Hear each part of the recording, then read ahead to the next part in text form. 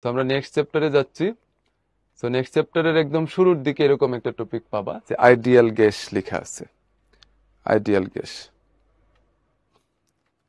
হ্যাঁ 9/4 কারেক্ট করছি। আচ্ছা, সো এই আইডিয়াল গ্যাস, তো সেখান থেকে কি কি পড়তে হবে খেয়াল করো।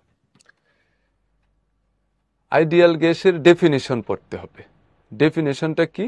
সেই ডেফিনিশনটা হচ্ছে কোনো একটা গ্যাস, সেটা যদি এই PV is equal to nRT এই ইকুয়েশনটা ফলো করে, এই ইকুয়েশনটা যদি ফলো করে, মানে একটা গ্যাসের প্রেসার আর ভলিউম এটা মাল্টিপ্লাই করলে যদি আমরা এর যে নাম্বার অফ মোল সেটা এবং গ্যাস কনস্ট্যান্ট যেটা 8.314 এবং এর টেম্পারেচার এই তিনটা মাল্টিপ্লাই করে যদি এটার ইকুয়াল হয়, তার মানে আমরা বলবো এটা হচ্ছে একটা আইডিয়াল গ্যাস। এখন এই তিনটা ইকুয়েশন আসছে কোত্থেকে? এই তিনটা ইকুয়েশন আসছে তিনটা ল থেকে। একটা হচ্ছে বয়েলস ল, একটা হচ্ছে চার্লস ল, তারপর আরেকটা হচ্ছে প্রেসার প্রেসার ল বা দ্য ল অফ প্রেসার, এবং আরেকটা হচ্ছে অ্যাভোগাড্রোস ল, অ্যাভোগাড্রোস ল। তার মানে কথাটা আমরা এরকমও বলতে পারি যে আইডিয়াল গ্যাস বলবো সেই গ্যাসটাকেই, সে যে গ্যাসটা Boyle's law, Charles law, the law of pressure, Avogadro's law, এই চারটা ল এর যে combination P equal to NRT এটা ফলো করবে, এবং এটাকে বলা হয় আইডিয়াল গ্যাস ইকুয়েশন। ওকে, আচ্ছা, এবার এখান থেকে আরেকটা লাইন পড়তে হবে, সেটা হচ্ছে only at A low pressure and at a very high temperature a gas follows this equation. So এখানে একটু নোট করতে হবে, সেটা কি? সেটা হচ্ছে রিয়েল গ্যাস যেগুলো, the real gas, the real gas, তো সেই রিয়েল গ্যাস কখন আইডিয়াল গ্যাসের মতো বিহেভ করে? আইডিয়াল গ্যাসের মতো কখন বিহেভ করে? তো রিয়েল গ্যাস কখন আইডিয়াল গ্যাসের মতো বিহেভ করে? যখন ওই গ্যাসের প্রেসারটা অনেক কম থাকে, প্রেসার অনেক কম থাকবে এবং টেম্পারেচার অনেক বেশি থাকবে। এটা এইটুকু এইভাবে নোট রাখবা। আচ্ছা, কেন? কারণ এখান থেকে কোয়েশ্চনটা এরকম হতে পারে যে আইডিয়াল গ্যাসের এই রিয়েল গ্যাসের বিহেভিয়ার আইডিয়াল গ্যাস থেকে বেশি ডেভিয়েটেড হবে কখন? বেশি ডেভিয়েটেড হবে প্রেসার বেশি হলে, টেম্পারেচার কম হলে। আর রিয়েল গ্যাসের বিহেভিয়ার আইডিয়াল গ্যাসের কাছাকাছি যাবে, আইডিয়াল গ্যাসের মতো হবে কখন? প্রেসার কম হলে, টেম্পারেচার বেশি হবে। ওকে, সো এইটুকু মনে রাখা। সো এটা কেন, এটা আমরা একটু একটু করে সামনে বোঝার ট্রাই করব। আচ্ছা, এবার দেখো characteristics of an ideal gas. Characteristics চারটা, খুব ইম্পর্টেন্ট চারটা characteristics.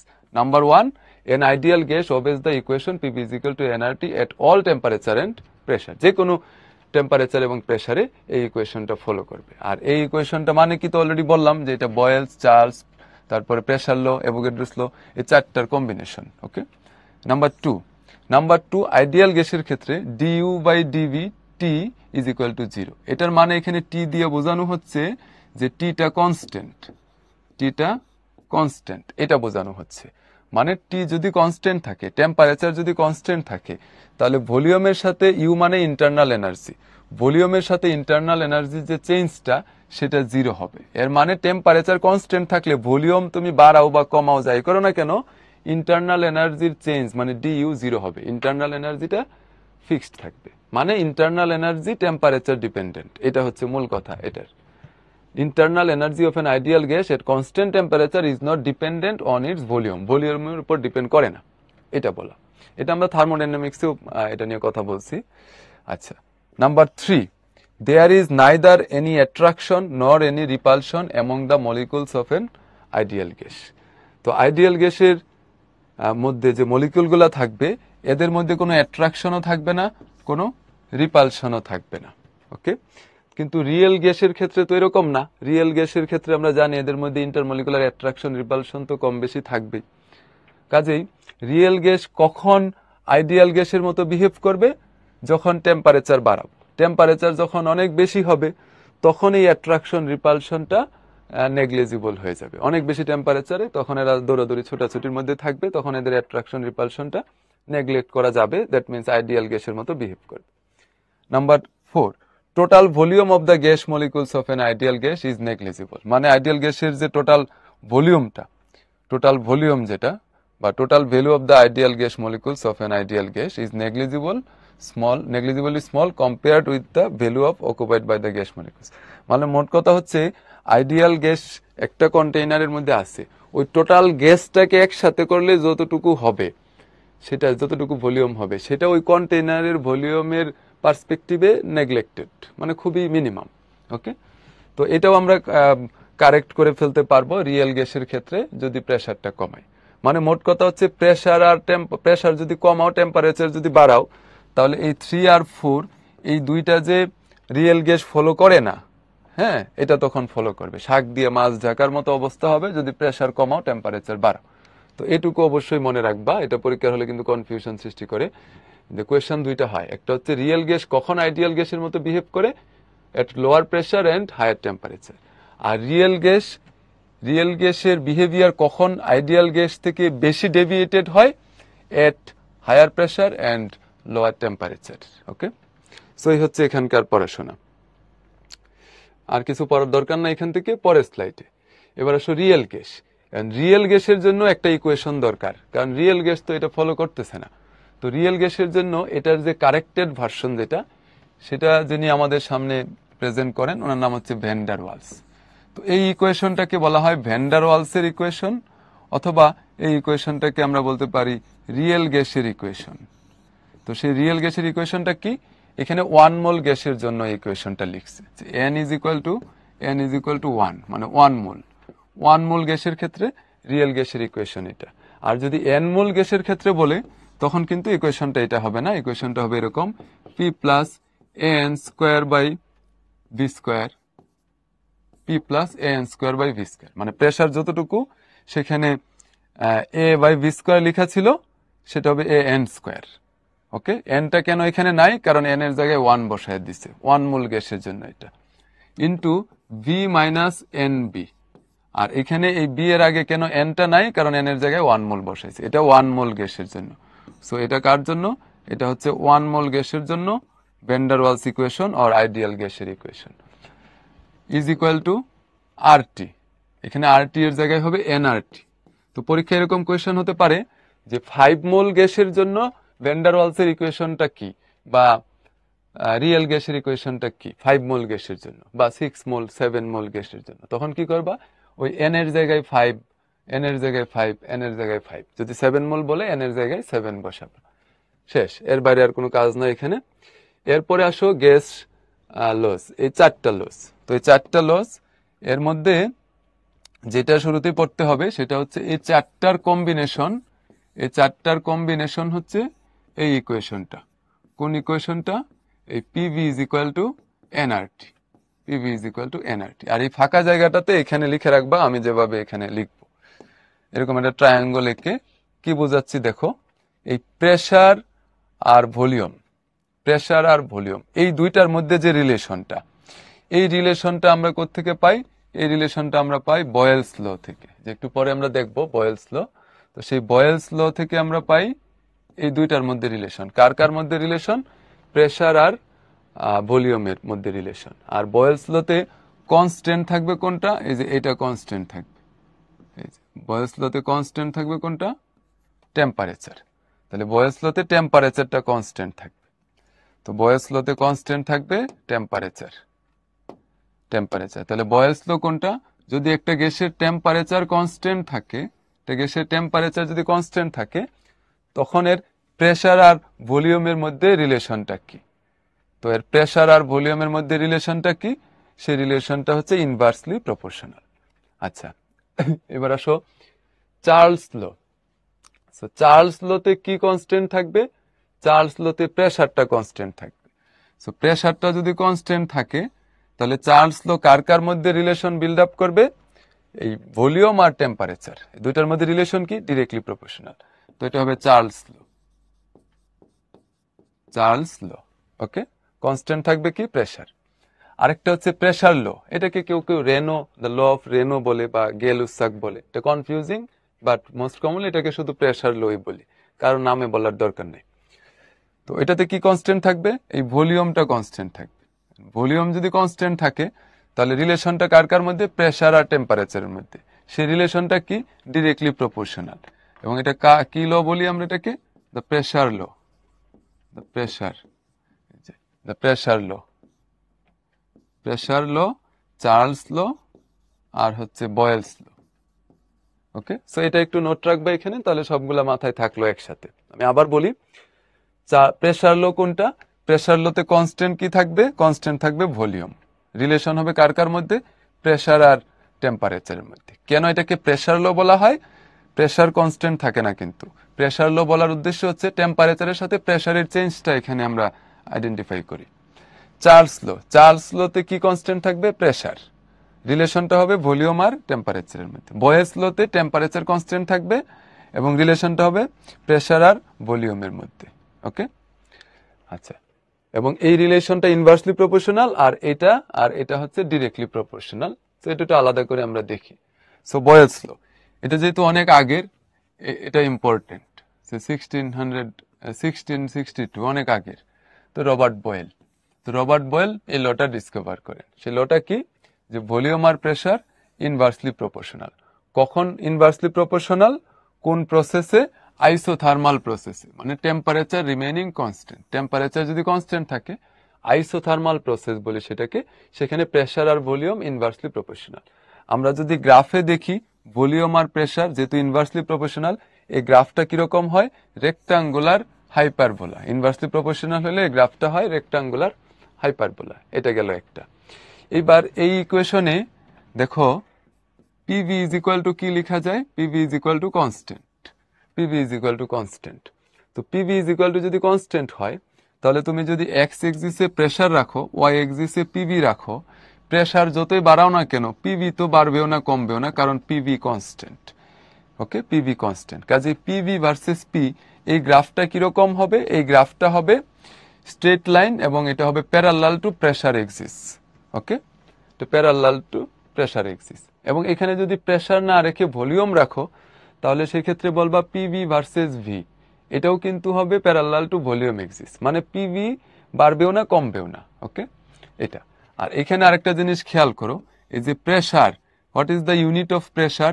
Newton per metre square, মানে পার মিটার স্কোয়ারে কত নিউটন ফোর্স, এটাই হচ্ছে pressure, newton per metre square. আর যে ভলিউমের ইউনিট কি? ভলিউমের ইউনিট হচ্ছে মিটার কিউ। তাহলে what is the unit of PV? PV এর ইউনিট হবে newton per metre square into metre cube, তার মানে নিউটন মিটার। আর নিউটন মিটার মানে কি? নিউটন মিটার মানে কিসের ইউনিট? ওয়ার্কের ইউনিট। নিউটন মিটার মানে কিসের ইউনিট? এনার্জির ইউনিট। কাজে এই পিভিটা আসলে কি ইন্ডিকেট করে? ওয়ার্ক অর এনার্জি ইন্ডিকেট করে। ওকে, এটা এখানে নোট রাখলাম। সো এই দুইটা গ্রাফ দেখলাম। আর এখানে পিভি ইজ ইকুয়াল টু কে, এটাকে যদি তুমি এরকম লিখো যে পি ইজ ইকুয়াল টু কি লেখা যায়? পি ইজ ইকুয়াল টু লেখা যায় কে বাই ভি, এটা লেখা যায়। So P is equal to K by V যদি লিখো, এটাকে চাইলে এরকম লিখতে পারো, P is equal to 1 by V into K. এবং এইখানে একটা জিনিস খেয়াল করো, এখানে প্রেসার আর 1 বাই ভি এর সাথে রিলেশনটা কিন্তু ডিরেক্টলি প্রপোর্শনাল, যেহেতু কি এটা কনস্ট্যান্ট। কাজেই প্রেসার ভার্সেস 1 বাই ভি, এই দুইটা কিন্তু ডিরেক্টলি প্রপোর্শনাল। কাজে এই পি ভার্সেস 1 বাই ভি এর গ্রাফটা হবে straight line passing through origin. তেমনি 1 বাই পি ভার্সেস ভি, এই দুইটাও কিন্তু ডিরেক্টলি প্রপোর্শনাল। কাজে এই গ্রাফটা হবে স্ট্রেট লাইন। অথবা 1 বাই ভি ভার্সেস পি, সেই গ্রাফটা হবে স্ট্রেট লাইন। সো এখানে যে স্ট্রেট লাইন তিনটা গ্রাফ দেখানো হয়েছে, তিনটার ক্ষেত্রেই কিন্তু পি 1 বাই ভি অথবা পি 1 বাই ভি অথবা 1 বাই পি ভি, এই দুইটা কিন্তু ডিরেক্টলি প্রপোর্শনাল। আর পি আর ভি ইনভার্সলি প্রপোর্শনাল, গ্রাফটা হবে রেক্টাঙ্গুলার হাইপারবোলা। আর পিভি বাই পি অথবা পিভি বাই ভি গ্রাফটা হবে এরকম প্যারালাল টু এক্স এক্সিস, এরকম হবে। আচ্ছা, এখান থেকে অত যদি মনে না থাকে দরকার নাই, এই গ্রাফটা মনে রাখবা যে পিভি গ্রাফটা কিরকম হবে? রেক্টাঙ্গুলার হাইপারবোলা, এটা জাস্ট মনে রাখবা। আর পিভিটা কি ইন্ডিকেট করে? ওয়ার্ক বা এনার্জি, এটা মনে রাখবা। এবার আসো চার্লস ল। তো সেই চার্লস লটা কি? চার্লস ল এর মূল কথাটা কি? The volume of a fixed mass of a gas at constant pressure. প্রেসারটা কনস্ট্যান্ট থাকবে, এটার আগেই পড়ে ফেলছি একসাথে। তাহলে ভলিউমটা চেঞ্জ হবে। প্রেসার কনস্ট্যান্ট রেখে ভলিউমটাকে চেঞ্জ করতে পারবা কিভাবে? টেম্পারেচার বাড়ায়। সো টেম্পারেচার বাড়ায়, কতটুকু টেম্পারেচার বাড়লে ভলিউম কতটুকু বাড়বে, এটা প্রথমে ডিগ্রি সেলসিয়াসে বলা, তারপরে কেলভিনে বলা। সো ডিগ্রি সেলসিয়াসে এর ল এর এক্সপ্রেশনটা কিরকম দেখো, চেঞ্জেস বাই 1/27th পার্ট 1/27 মানেই হচ্ছে 0.00366 degree Celsius. Part of that at 0 degree Celsius for each degree Celsius increase of temperature from 0 degree Celsius. এটার মানে হচ্ছে 0 ডিগ্রি সেলসিয়াস টেম্পারেচারে যে ভলিউম থাকে সেটা মনে করো ভি নট। এরপরে তুমি যদি 1 ডিগ্রি সেলসিয়াস বাড়াও, হ্যাঁ 1 ডিগ্রি সেলসিয়াস টেম্পারেচার বাড়াও, তাহলে ভলিউম কতটুকু বাড়বে? ওই 0 ডিগ্রি সেলসিয়াসের যে ভলিউম ছিল ভি নট, এটার সাথে 1/273 মাল্টিপ্লাই করলে যতটুকু হয় ততটুকু বাড়বে। এবার যদি থিটা ডিগ্রি সেলসিয়াস বাড়াও তাহলে কতটুকু ভলিউম বাড়বে? ওই ভি নটের সাথে θ/273 মাল্টিপ্লাই করলে। এখানে জাস্ট এটুকু মনে রাখা যে V is equal to 0 degree সেলসিয়াসের volume plus V naught by 273 into theta. এই ভিটা কি? থিটা ডিগ্রি সেলসিয়াস টেম্পারেচারে ভলিউম। তাহলে থিটা ডিগ্রি সেলসিয়াস টেম্পারেচারে ভলিউম যদি বলে তাহলে ইকুয়েশনটা হবে এটা। আর ইউজুয়ালি যেটা আমাদের দরকার সেটা হচ্ছে এটাকে কেলভিনে কনভার্ট করে আমরা যেটা লিখি V is directly proportional to T. তো ভি আর টি যদি ডিরেক্টলি প্রপোর্শনাল হয় তাহলে সেই ক্ষেত্রে এখানে গ্রাফটা কিরকম হবে? ধরো ভি ভার্সেস টি যদি ডিরেক্টলি প্রপোর্শনাল হয় ভি আর টি, তাহলে এই গ্রাফটা হবে straight line passing through origin. Directly proportional হলে গ্রাফ যেরকম হয় আর কি। সো দ্যাট মিনস কি লিখা? The volume of a gas of fixed mass at constant pressure is directly proportional to the absolute temperature. This is the Charles law in absolute scale. তাহলে absolute scale মানে kelvin scale. তো kelvin স্কেলে pressure লটা, এই Charles লটা কি? V is directly proportional to T. ওকে, আর যদি degree সেলসিয়াসে বলে তাহলে V is equal to V naught plus V naught theta by 273। এখানে Vটা কি? ওই থিটা ডিগ্রি সেলসিয়াস টেম্পারেচারে ভলিউম, আর V naught কি? 0 ডিগ্রি সেলসিয়াস টেম্পারেচারে ভলিউম। আর এই থিটাটা কি? থিটাটা হচ্ছে ওই টেম্পারেচারটা যে টেম্পারেচারে ভলিউম ভি। সো এখানে একটা জিনিস খেয়াল করো, সেটা হচ্ছে এখানে দুইটা জিনিস নোট করতে হবে। একটা হচ্ছে এই থিটাটা যদি 273 ডিগ্রি সেলসিয়াস হয়, আরেকটা হচ্ছে এই থিটাটা যদি -273 ডিগ্রি সেলসিয়াস হয়, তখন কি হবে? থিটা যদি 273 ডিগ্রি সেলসিয়াস হয়, এই থিটার জায়গায় 273 বসাও, তাহলে কাটাকাটি যাবে, এখানে থাকবে V naught, V naught plus V not.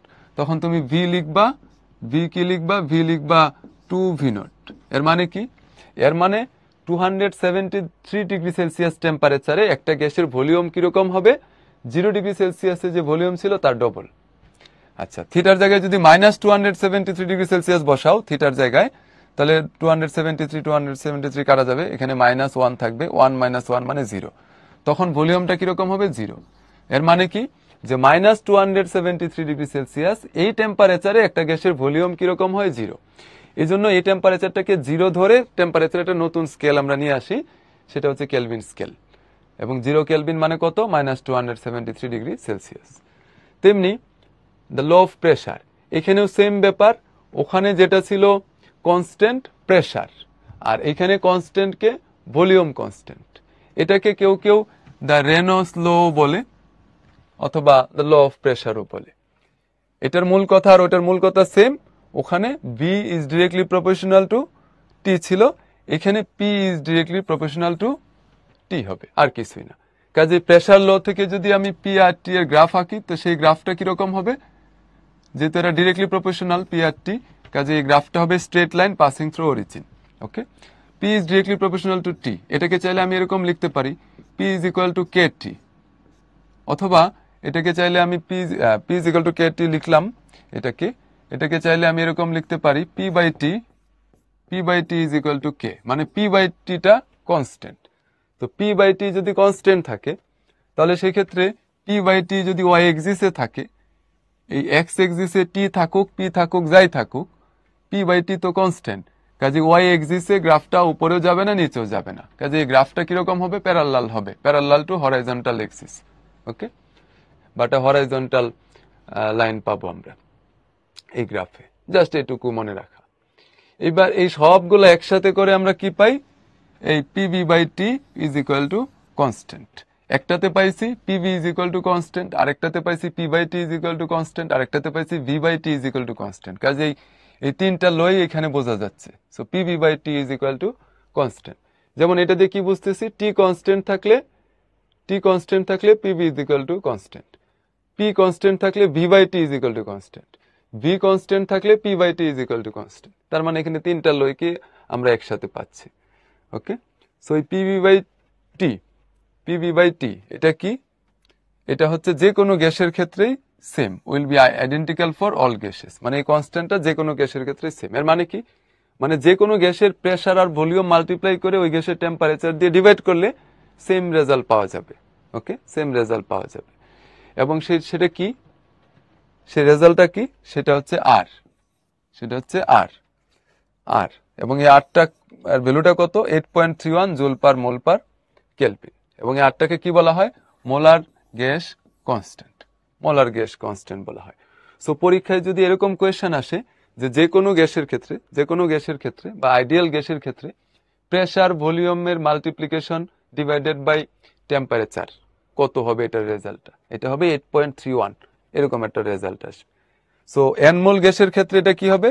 PV by T is equal to R না বলে বলবো আমরা PV by T is equal to N R. যেমন এন মোল গ্যাসের জন্য আমরা বলবো এটা PV by T is equal to K এর জায়গায় কি লিখবো? এন আর। ওয়ান মোল গ্যাসের জন্য এন এর জায়গায় বসাবো 1 মোল, তখন আর এর ভ্যালুটা কি পাবো? যেটা পাবো আর এর ভ্যালু সেটাই থাকবে এখানে, এন এর জায়গায় 1 হবে।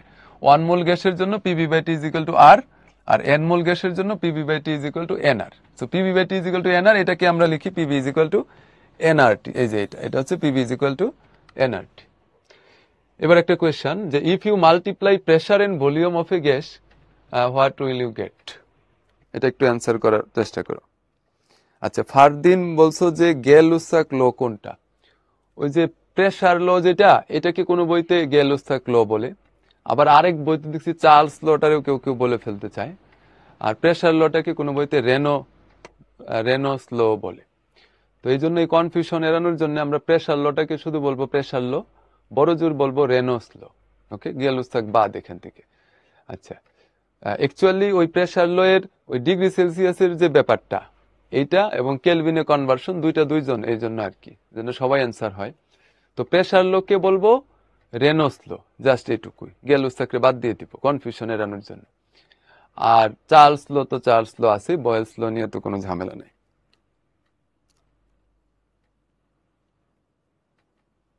আচ্ছা, ফারদিন বলছো লো প্রেসার হাই টেম্পারেচার। হ্যাঁ, লো প্রেসার হাই টেম্পারেচারে রিয়েল গ্যাসগুলো আইডিয়াল গ্যাসের মতো বিহেভ করবে। প্রেসার যদি লো থাকে, টেম্পারেচার যদি বেশি থাকে, তখন ইন্টারমলিকুলার অ্যাট্রাকশন, রিপালশন ওগুলারে নেগলেক্ট করা যায়, এবং ওই ভলিউমটা বা টোটাল গ্যাসের যে ভলিউমটা, এটাকেও নেগলেক্ট করা যায়। কাজে তখন এটা আইডিয়াল গ্যাসের মতো বিহেভ করবে। আচ্ছা, আর উল্টাটা যদি হয় তাহলে আইডিয়াল গ্যাসের বিহেভিয়ার থেকে ডেভিয়েটেড হবে। আচ্ছা, তাসিদ বলছো রেনোস লোটা বলতে। সো এই তিনটা ল আমি একদম শুরুতে যেটা বলছি এটা মাথায় রাখা। সেটা কি?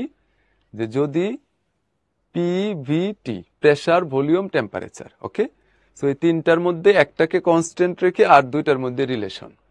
ওকে, নাম্বার 1 বয়েলস ল হচ্ছে টেম্পারেচারটা কনস্ট্যান্ট থাকে। টেম্পারেচার যদি কনস্ট্যান্ট থাকে তাহলে আর বাকি থাকে কি? প্রেসার আর ভলিউম। প্রেসার আর ভলিউমের মধ্যে রিলেশন, সেই রিলেশনটা কি? Inversely proportional. প্রেসার কমলে ভলিউম বাড়বে, প্রেসার বাড়লে ভলিউম কমবে। এগুলো বয়েলস ল। চার্লস লোতে কনস্ট্যান্ট থাকবে কি? চার্লস লোতে কনস্ট্যান্ট থাকবে প্রেসার।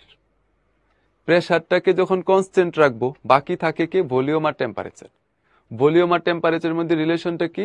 Directly proportional. ভলিউম বাড়বে যদি টেম্পারেচার বাড়ে, টেম্পারেচার কমলে ভলিউম কমবে। এটা চার্লস ল। ওকে, আর প্রেসার ল কোনটা? ওইটাকে রেনোস ল বলে। তো সেই লটা কি? সেখানে কনস্ট্যান্ট থাকবে ভলিউম, মানে আইসোকোরিক প্রসেস। ওকে, আইসোকোরিক প্রসেস।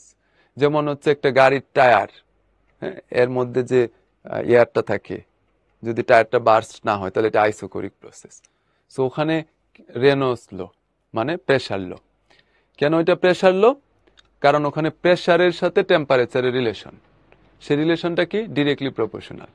টেম্পারেচার বাড়লে প্রেসার বাড়বে, টেম্পারেচার কমলে প্রেসার কমবে। তো রেনোস ল নিয়ে যেহেতু বলছো, এখানে আরেকটু কথা আমি বলি। সেটা হচ্ছে এই প্রামাণিক স্যারের বইতে এরকম খুব সুন্দর একটু কথা লিখে আছে, 2 লাইন। সেটা হচ্ছে একটা গাড়ির টায়ার, এর ভেতরে ভলিউমটা তো কনস্ট্যান্ট থাকতেছে, তাই না? V constant. তো ভি যদি কনস্ট্যান্ট থাকে তাহলে এটা কোন ল বলতেছি আমরা? এটা হচ্ছে প্রেসার ল। সো এখানে কোন লটা অ্যাপ্লিকেবল? প্রেসার ল, মানে যেটাকে রেনল্ডস ল বলা হয়। ওকে, প্রেসার ল। তো এখানে কি হয়, এই যে ফ্রিকশন হয়, তাই তো? তো এই ফ্রিকশন হইলে দেখা যায় যে এখানে হিট প্রডিউসড হয়। ফ্রিকশনের কথা কেন বলতেছি? ওই টায়ারের সাথে যে রোডের ফ্রিকশনে একটু হিট প্রডিউসড হয়। সো হিট প্রডিউসড হলে কি হয়? টেম্পারেচারটা বাড়ে। এখন টেম্পারেচার যদি বাড়ে, এখানকার ভলিউম তো কনস্ট্যান্ট, তাহলে প্রেসার ল থেকে আমরা কি জানি? যে pressure is directly proportional two temperature. তাহলে টেম্পারেচার যদি বাড়ে, তাহলে এই টায়ারের ভিতরে যে এয়ারটা থাকে এটার প্রেসারটাও বাড়ে। সো পরীক্ষায় যদি কোয়েশ্চেন আসে যে একটা টায়ারের ভেতরে যে এয়ারটা, এটার প্রেসারটা কেমন হবে? বাড়বে। কেন বাড়বে? কারণ টেম্পারেচার বাড়ে। টেম্পারেচার বাড়লে প্রেসার কেন বাড়ে? কারণ ভলিউম কনস্ট্যান্ট থাকলে according to pressure law, pressure and temperature directly proportional. Temperature কেন এখানে বাড়ছে? ওই যে ফ্রিকশনের কারণে হিট প্রডিউসড হয়েছে। ওকে, আইসোকোরিক, ইয়েস। তাহলে প্রেসার ল যেটা, এটা হচ্ছে আইসোকোরিক প্রসেস। আমরা চাইলে একসাথে এখানে যে লিখছিলাম প্রেসার ল যেটা, তো প্রেসার ল এ কনস্ট্যান্ট থাকবে কি? ভলিউম। তো ভলিউম যদি কনস্ট্যান্ট থাকে, এটাকে আমরা কি বলবো? Isochoric process. চার্লস লোতে কনস্ট্যান্ট থাকবে কি? প্রেসার। কাজে এটাকে আমরা কি বলবো? আইসোব্যারিক প্রসেস।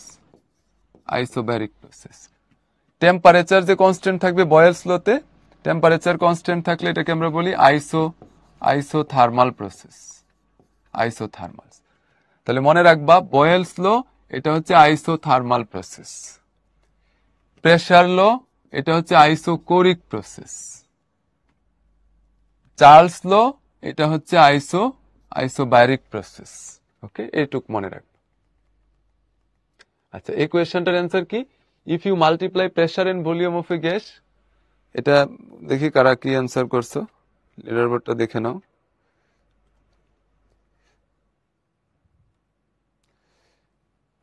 আচ্ছা, if you multiply pressure and volume, এটা অলরেডি আমরা বলছি যে পি আর ভি এই দুইটা যদি মাল্টিপ্লাই করো, তাহলে পি এর ইউনিট কি? প্রেসারের ইউনিট কি? Newton per metre square. আর ভলিউমের ইউনিট কি? ভলিউমের ইউনিট হচ্ছে মিটার কিউব। তাহলে দুইটা মিলে কি হচ্ছে?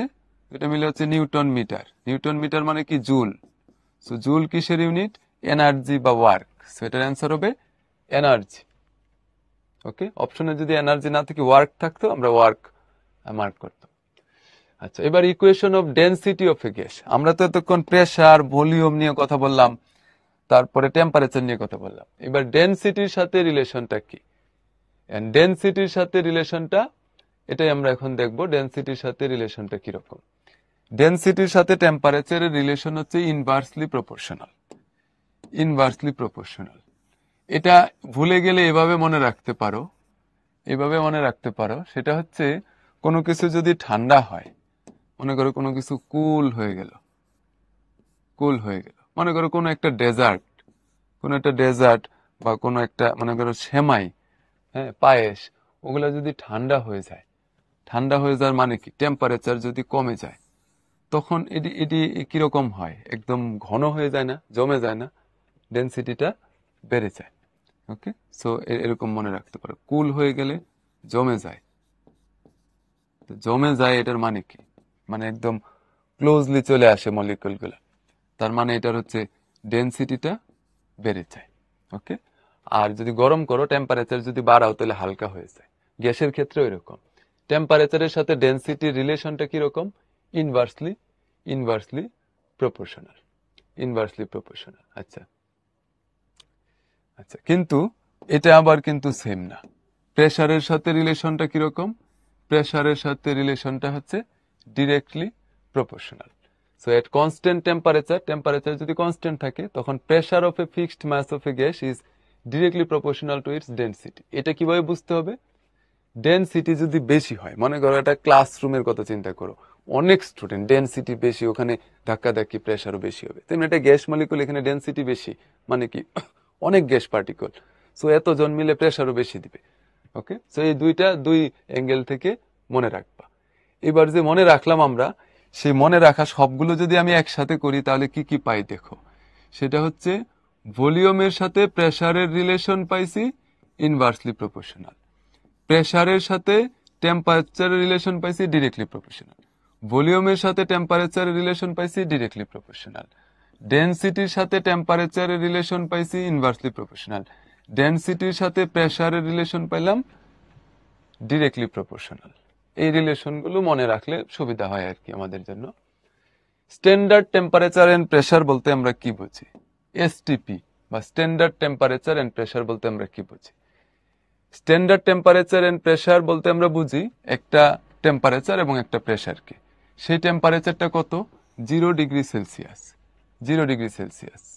এবং এটাকে যদি আমি কেলভিনে কনভার্ট করি কত হয়?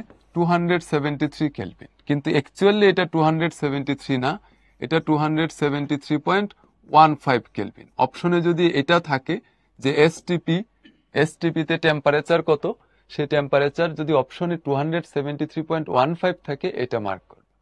এগুলো টেম্পারেচার। ওকে, এবার স্ট্যান্ডার্ড প্রেসার বলতে আমরা কি বুঝি? স্ট্যান্ডার্ড প্রেসার হচ্ছে এই টেম্পারেচারে, দ্যাট মিনস 273 কেলভিন টেম্পারেচারে 45 ডিগ্রি ল্যাটিটিউডে, okay, pressure exerted by a vertical column of 760 millimeter of dry and pure mercury। মানে 45 ডিগ্রি ল্যাটিটিউডে যদি তুমি এই টেম্পারেচারে 760 মিলিমিটার একটা ভার্টিক্যাল কলাম রাখো মার্কারির, এটা যতটুকু প্রেসার এক্সার্ট করবে সেটা। তো এটা কতটুকু? এটাকে আমরা এটাই বলি 760 মিলিমিটার মার্কারি। এবং এটাকে যদি প্রেসারের আরেকটা unit SI unit newton per metre স্কোয়ারে কনভার্ট করো তাহলে কত হয়? 1.013 × 10⁵, অথবা এটাকে প্যাসকেলও বলি, নিউটন পার মিটার কে, নিউটন পার মিটার স্কোয়ারকে প্যাসকেলও বলি, প্যাসকেলে হবে এটা। আচ্ছা, এবার ডেনসিটি কিরকম হবে? ডেনসিটি অফ এয়ার, এয়ারের ডেনসিটি এসটিপিতে, এসটিপি মানে এই প্রেসার এবং এই টেম্পারেচারে এয়ারের ডেনসিটিটা কিরকম হয়? 1.293 KG per metre cube on average এরকম হয়। ওকে, সো এই কয়েকটা কথা মনে রাখবা, এটা নিচের লাইনের দরকার নাই। Density of air at STP, temperature at STP and pressure at STP, এইটুকু। কেমিস্ট্রিতেও পড়ো তোমরা এটা। এবার আসো অ্যাবসলিউট জিরো টেম্পারেচার। এখান থেকে আমরা কি কি পড়বো? প্রথম কথা হচ্ছে অ্যাবসলিউট জিরো টেম্পারেচার, এটা কত ডিগ্রি সেলসিয়াস? কত ডিগ্রি সেলসিয়াস মানে কোন টেম্পারেচারটাকে আমরা অ্যাবসলিউট জিরো টেম্পারেচার বলি? -273 ডিগ্রি সেলসিয়াস। বাট এটা একুরেট না। একুরেটটা কি? একুরেটটা হচ্ছে -273.15 ডিগ্রি সেলসিয়াস। অপশনে এটা থাকলে এটা দেখাবো। এবং এই টেম্পারেচারটা কেলভিনে কত? 0 কেলভিন। এটাকেই 0 ধরা হয়। 0 ধরে যে scale, Kelvin scale, absolute scale 0 Kelvin. এবং এটাকে তুমি চাইলে ফারেনহাইটে কনভার্ট করতে পারো, এটাকে তুমি অন্য স্কেলেও কনভার্ট করতে পারো। ফারেনহাইটে মনে হয় এর আগের দিন আমরা একসাথে এগুলো লিখাইছি, তো এই দুইটা আপাতত মনে রাখো। আচ্ছা, এবার এই টেম্পারেচারে কি হয়? এই টেম্পারেচারে, এই যে 0 কেলভিন বা এই টেম্পারেচার, এই টেম্পারেচারে কি হয়? একটা গ্যাসের ভলিউম কেমন হয়? 0 হয়, ভলিউম 0 হয়। এবং এই টেম্পারেচারটাকে যেহেতু আমরা বলতেছি 0 কেলভিন, মানে এই টেম্পারেচারটাই 0, তার মানে একটা গ্যাসের যে আরএমএস ভেলোসিটি বা একটা গ্যাসের যে ভেলোসিটি, মলিকুলগুলোর যে velocity, RMS velocity, root mean square velocity, সেটা হচ্ছে CRMS is equal to root over of, ওখানে দেখবা আর টি আছে, এটা একটু পরে দেখবো। তো টি যদি 0 হয় তাহলে এই ভেলোসিটিও 0।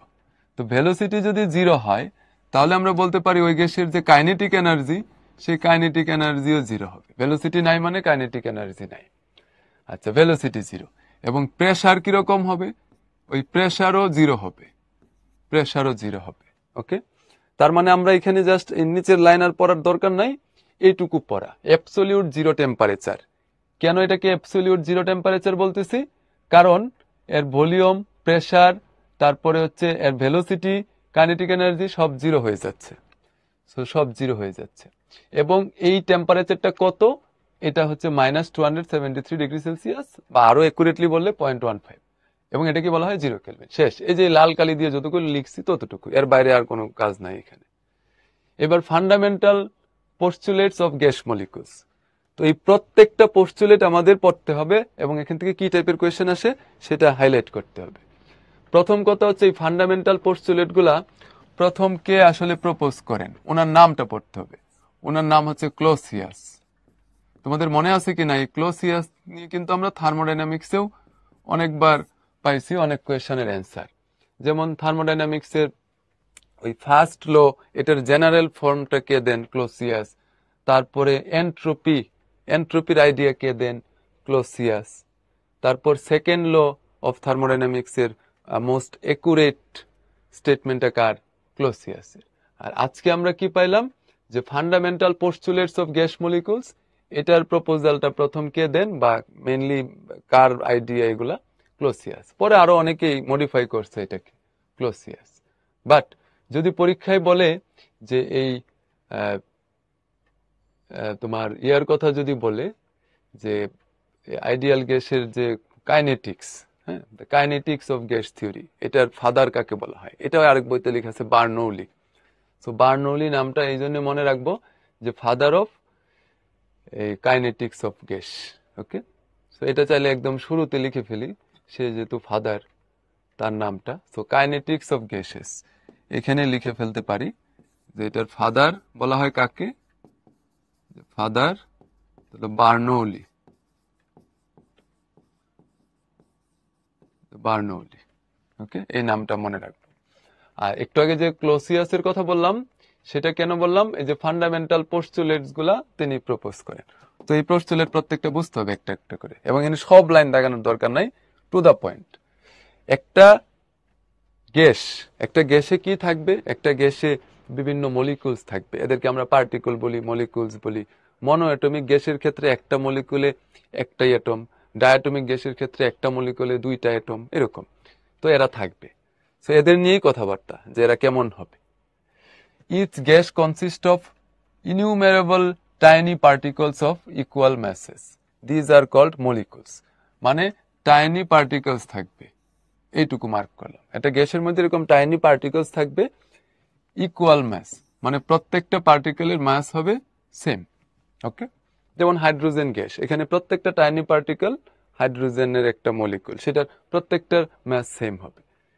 এবং এদেরকে কি বলবো? These are called molecules. These are called molecules. Molecules follow Newton's laws of motion, এবং এরা Newton's laws of motion follow করে। Okay, Newton's laws of motion তো আমরা এর আগে পড়ছি, এগুলা এই টাইনি পার্টিকেল গুলা বা গ্যাস পার্টিকেল গুলো ফলো করে। এই যে এইটুকু মার্ক করলাম। 2 নম্বর কি লিখা? Molecules of any gas are identical, হ্যাঁ, but molecules of different gases are different. For example, all molecules of hydrogen gas are alike. মানে হাইড্রোজেন গ্যাসের সবাই একরকম, আবার হাইড্রোজেন গ্যাস আবার নাইট্রোজেন গ্যাস ওদের একটা আলাদা হবে। এটা আলাদা করে পড়ার দরকার নেই এখানে। Molecules of gases are point mass of ideal elastic sphere. তার মানে প্রত্যেকটা গ্যাস মলিকুল কিরকম হবে? একটা স্ফিয়ার হবে, একটা পয়েন্ট মাস হবে, খুব টাইনি একটা স্ফিয়ার হবে। তাহলে কিরকম হবে? Ideal elastic sphere. Ideal elastic sphere. তাহলে একটা আইডিয়াল গ্যাসের প্রত্যেকটা মলিকুল হবে অনেকটা স্ফেরিক্যাল। মানে আইডিয়াল গ্যাস কিরকম, এরকম কোয়েশ্চেন হতে পারে। আইডিয়াল গ্যাস হবে স্ফেরিক্যাল। ওকে, রিয়েল গ্যাস তো সবাই স্ফেরিক্যাল না মলিকুলগুলো, বাট আইডিয়াল গ্যাস হবে এরকম যে প্রত্যেকটা গ্যাস মলিকুল হবে একটা পয়েন্ট মাস, হ্যাঁ, একটা পয়েন্ট মাস, এবং সেটা কিরকম? অফকোর্স পয়েন্ট যেরকম spherical. So ideal elastic sphere. তো এজ এ রেজাল্ট এদের মধ্যে যে কলিশন গুলো হয়, সেই কলিশন গুলো কিরকম হয়? Elastic collision. কাজেই ইলাস্টিক স্ফিয়ার একটার সাথে আরেকটার যে কলিশন হবে, সেই কলিশনটা কিরকম হবে? Elastic collision. এটা পরে লেখা আছে অবশ্য, ইলাস্টিক কলিশন হবে।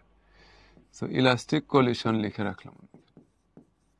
আচ্ছা, এবার number 4, volume of the molecules is negligible compare to the distance. মানে এই ভলিউম নেগলিজিবল, জাস্ট এইটুকু মার্ক করে রাখো। মানে পুরা গ্যাসের সবগুলা স্ফিয়ার, মানে সবগুলা এই মলিকুল একসাথে করলে যে ভলিউমটা হবে, এটা নেগলিজিবল, খুবই কম।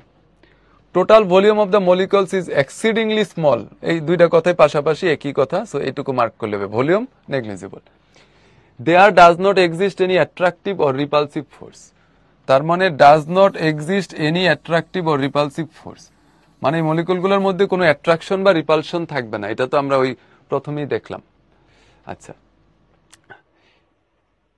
আচ্ছা, এখানে আরেকটা ইম্পর্টেন্ট কথা, among molecules do not exert force on the walls of the container, that means energy of the molecules is kinetic energy. এই লাইনটা ইম্পর্টেন্ট, যে ওই মলিকুলস গুলার এনার্জি বলতে আমরা অ্যাকচুয়ালি কি বুঝি, ইজ কাইনেটিক এনার্জি। কেন? কারণ potential energy EP is equal to 0। এটা লিখে রাখবা এখানে, এটা লিখে রাখবা এখানে। তাহলে এখানে কি জানলাম আমরা, যে এই মলিকুলস গুলার কোনো পটেনশিয়াল এনার্জি থাকবে না। একটা আইডিয়াল গ্যাসের মলিকুলের পটেনশিয়াল এনার্জি কত? 0। এবং টোটাল এনার্জি বলতে আসলে কি বুঝি, kinetic energy. Molecules are always in motion, মানে মলিকুলস গুলো একটা এরকম না যে একটা বসে আছে, অনেক দৌড়াইছি, একটু বিশ্রাম নিচ্ছি, রেস্ট নিচ্ছি, এরকম না। এরা এরা অলওয়েজ ইন মোশন, সবসময় মোশনে থাকে। এবং এদের মোশন যেহেতু অলওয়েজ ইন মোশন, তার মানে এদের ভেলোসিটি থাকবে। এবং সেই ভেলোসিটিটা কিরকম, সেই ভেলোসিটি 0 টু ইনফিনিটি। এখন বলতে পারো ভাই 0 কেন? 0 কারণ একটা কলিশন যখন হয়, তারপরে যদি আবার অপোজিট ডিরেকশনে আসে, ওই মোমেন্টটাতে 0 হয়। বাট এটার মানে এই না যে এরা রেস্টে আছে, অলওয়েজ ইন মোশন। এবং একটা কলিশন হওয়ার পর যখন আবার অপোজিট ডিরেকশনে আসে, ওই মোমেন্টে 0 হওয়া লাগে। সো এদের ভেলোসিটি কেমন, 0 থেকে একদম ইনফিনিটি পর্যন্ত হতে পারে থিওরিটিক্যালি। নাম্বার 8, মলিকুলস আর রানিং ভেরি ফাস্ট। তাহলে রানিং ভেরি ফাস্ট, এরা অল টাইম খুব দৌড়ের উপরে আছে। ওকে, আচ্ছা, এটা গ্যাসের প্রেসার বলতে আমরা কি বুঝি, প্রেসারটা কেন জেনারেটেড হয়? Pressure is generated due to the collision of the molecules with the walls. ওই ওয়ালের সাথে যে কলিশনটা হয়, এটার কারণে আসলে প্রেসারটা জেনারেটেড হয়।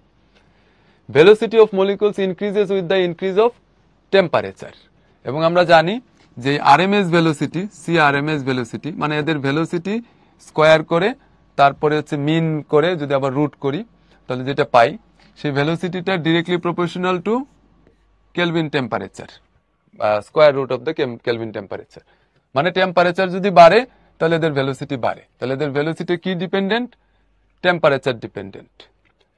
Between two collisions molecules travel in straight line, মানে এই ধরো একটা মলিকুল, এই আরেকটা মলিকুল, এই আরেকটা মলিকুল। তো এ কি করলো, এর সাথে একটা কলিশন হইল, তারপরে আবার এর সাথে কলিশন হইল। তো এর মাঝখানের যে ফাঁকা জায়গাটা, হ্যাঁ, এখানে যে স্ট্রেট লাইনে যে সে ট্রাভেল করে, এবং এটাকে বলা হয় ফ্রি পাথ। তো এভারেজ ফ্রি পাথ কয়টা? মনে করো এখানে হচ্ছে সে গেল 1 সেন্টিমিটার, তারপর এখানে গেল 2 সেন্টিমিটার। ওকে, তাহলে কলিশন কয়টা হইলো? একটা দুইটা। তাহলে এই ফ্রি পাথ কতটুকু হইলো? ফ্রি পাথ হইলো 1 সেন্টিমিটার প্লাস 2 সেন্টিমিটার, এই হচ্ছে ফ্রি পাথ। তাহলে কয়টা কলিশন? 2টা কলিশন, ডিভাইডেড বাই 2। তাহলে কি পাইলাম আমরা যেটা পাইলাম যে 3/2 সেন্টিমিটার। এই 3/2 সেন্টিমিটারটা কি? এটা হচ্ছে মিন ফ্রি পাথ। তাহলে ফ্রি পাথকে আমরা নাম্বার অফ কলিশন দিয়ে ডিভাইড করলে মিন ফ্রি পাথ পাচ্ছি। এটা এখানে লেখা যে between two collisions molecules travel in straight line, distance between two collision is called free path. এটা আসলে ফ্রি পাথ। আর মিন ফ্রি পাথটা কি সেটা এখানে ক্লিয়ার করে না, এটা আমি বলে দিলাম। Number 11, time taken for one collision is exceedingly small compared to the time taken to travel the mean free path.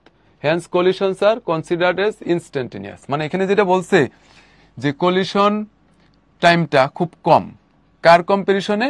ওই ফাঁকা জায়গার তুলনায়। মানে অনেকটুকু পথ পাড়ি দিয়ে তারপর একটা কলিশন কম্পেয়ার করলে আর কি। তার মানে কলিশন গুলো কিরকম? The collisions are considered as instantaneous. Okay, instance একটা কলিশন হয়, ইনস্ট্যান্ট কলিশন হয়, তারপর সাথে সাথে আবার আরেকটু ফ্রি পাতে যায়, আবার আরেকটা কলিশন হয়। সো কলিশনস আর কনসিডার্ড এজ ইনস্ট্যান্টেনিয়াস।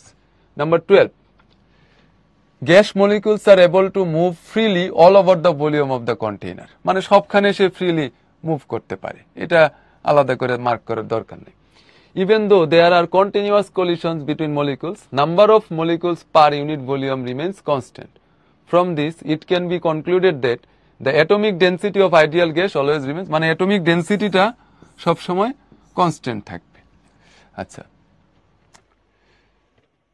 এবং এখানে যেটা লাস্টে বলছে যে এই এতগুলা পোস্টসিলর যারা ফলো করবে এদেরকে আমরা বলবো আইডিয়াল গ্যাস। ওকে, নাম্বার 14, এটাই সবচেয়ে বেশি important. Absolute temperature of the gas is proportional to the total kinetic energy of the molecule. Okay, so absolute temperature of the gas is proportional, মানে অ্যাবসলিউট টেম্পারেচার যদি বেশি হয় তাহলে সেক্ষেত্রে টোটাল কাইনেটিক এনার্জিটাও বেশি হবে। এটা একটু পরে আমরা দেখব যে যত বেশি এই যে ভেলোসিটির সাথে রিলেশনটা কি ইনভার্সলি প্রপোর্শনাল, তাহলে কাইনেটিক এনার্জির সাথে রিলেশনটা হবে ডিরেক্টলি প্রপোর্শনাল। কারণ আমরা জানি যে ভেলোসিটি আর কাইনেটিক এনার্জি রিলেশন কি, kinetic energy is equal to half M V square, তাই না, ভি স্কোয়ার। আচ্ছা, সো এখানে মূল কথা এটা মনে রাখা যে টেম্পারেচার যদি বেশি হয় তাহলে ভেলোসিটি বেশি হবে, টেম্পারেচার বেশি হলে কাইনেটিক এনার্জি বেশি হবে।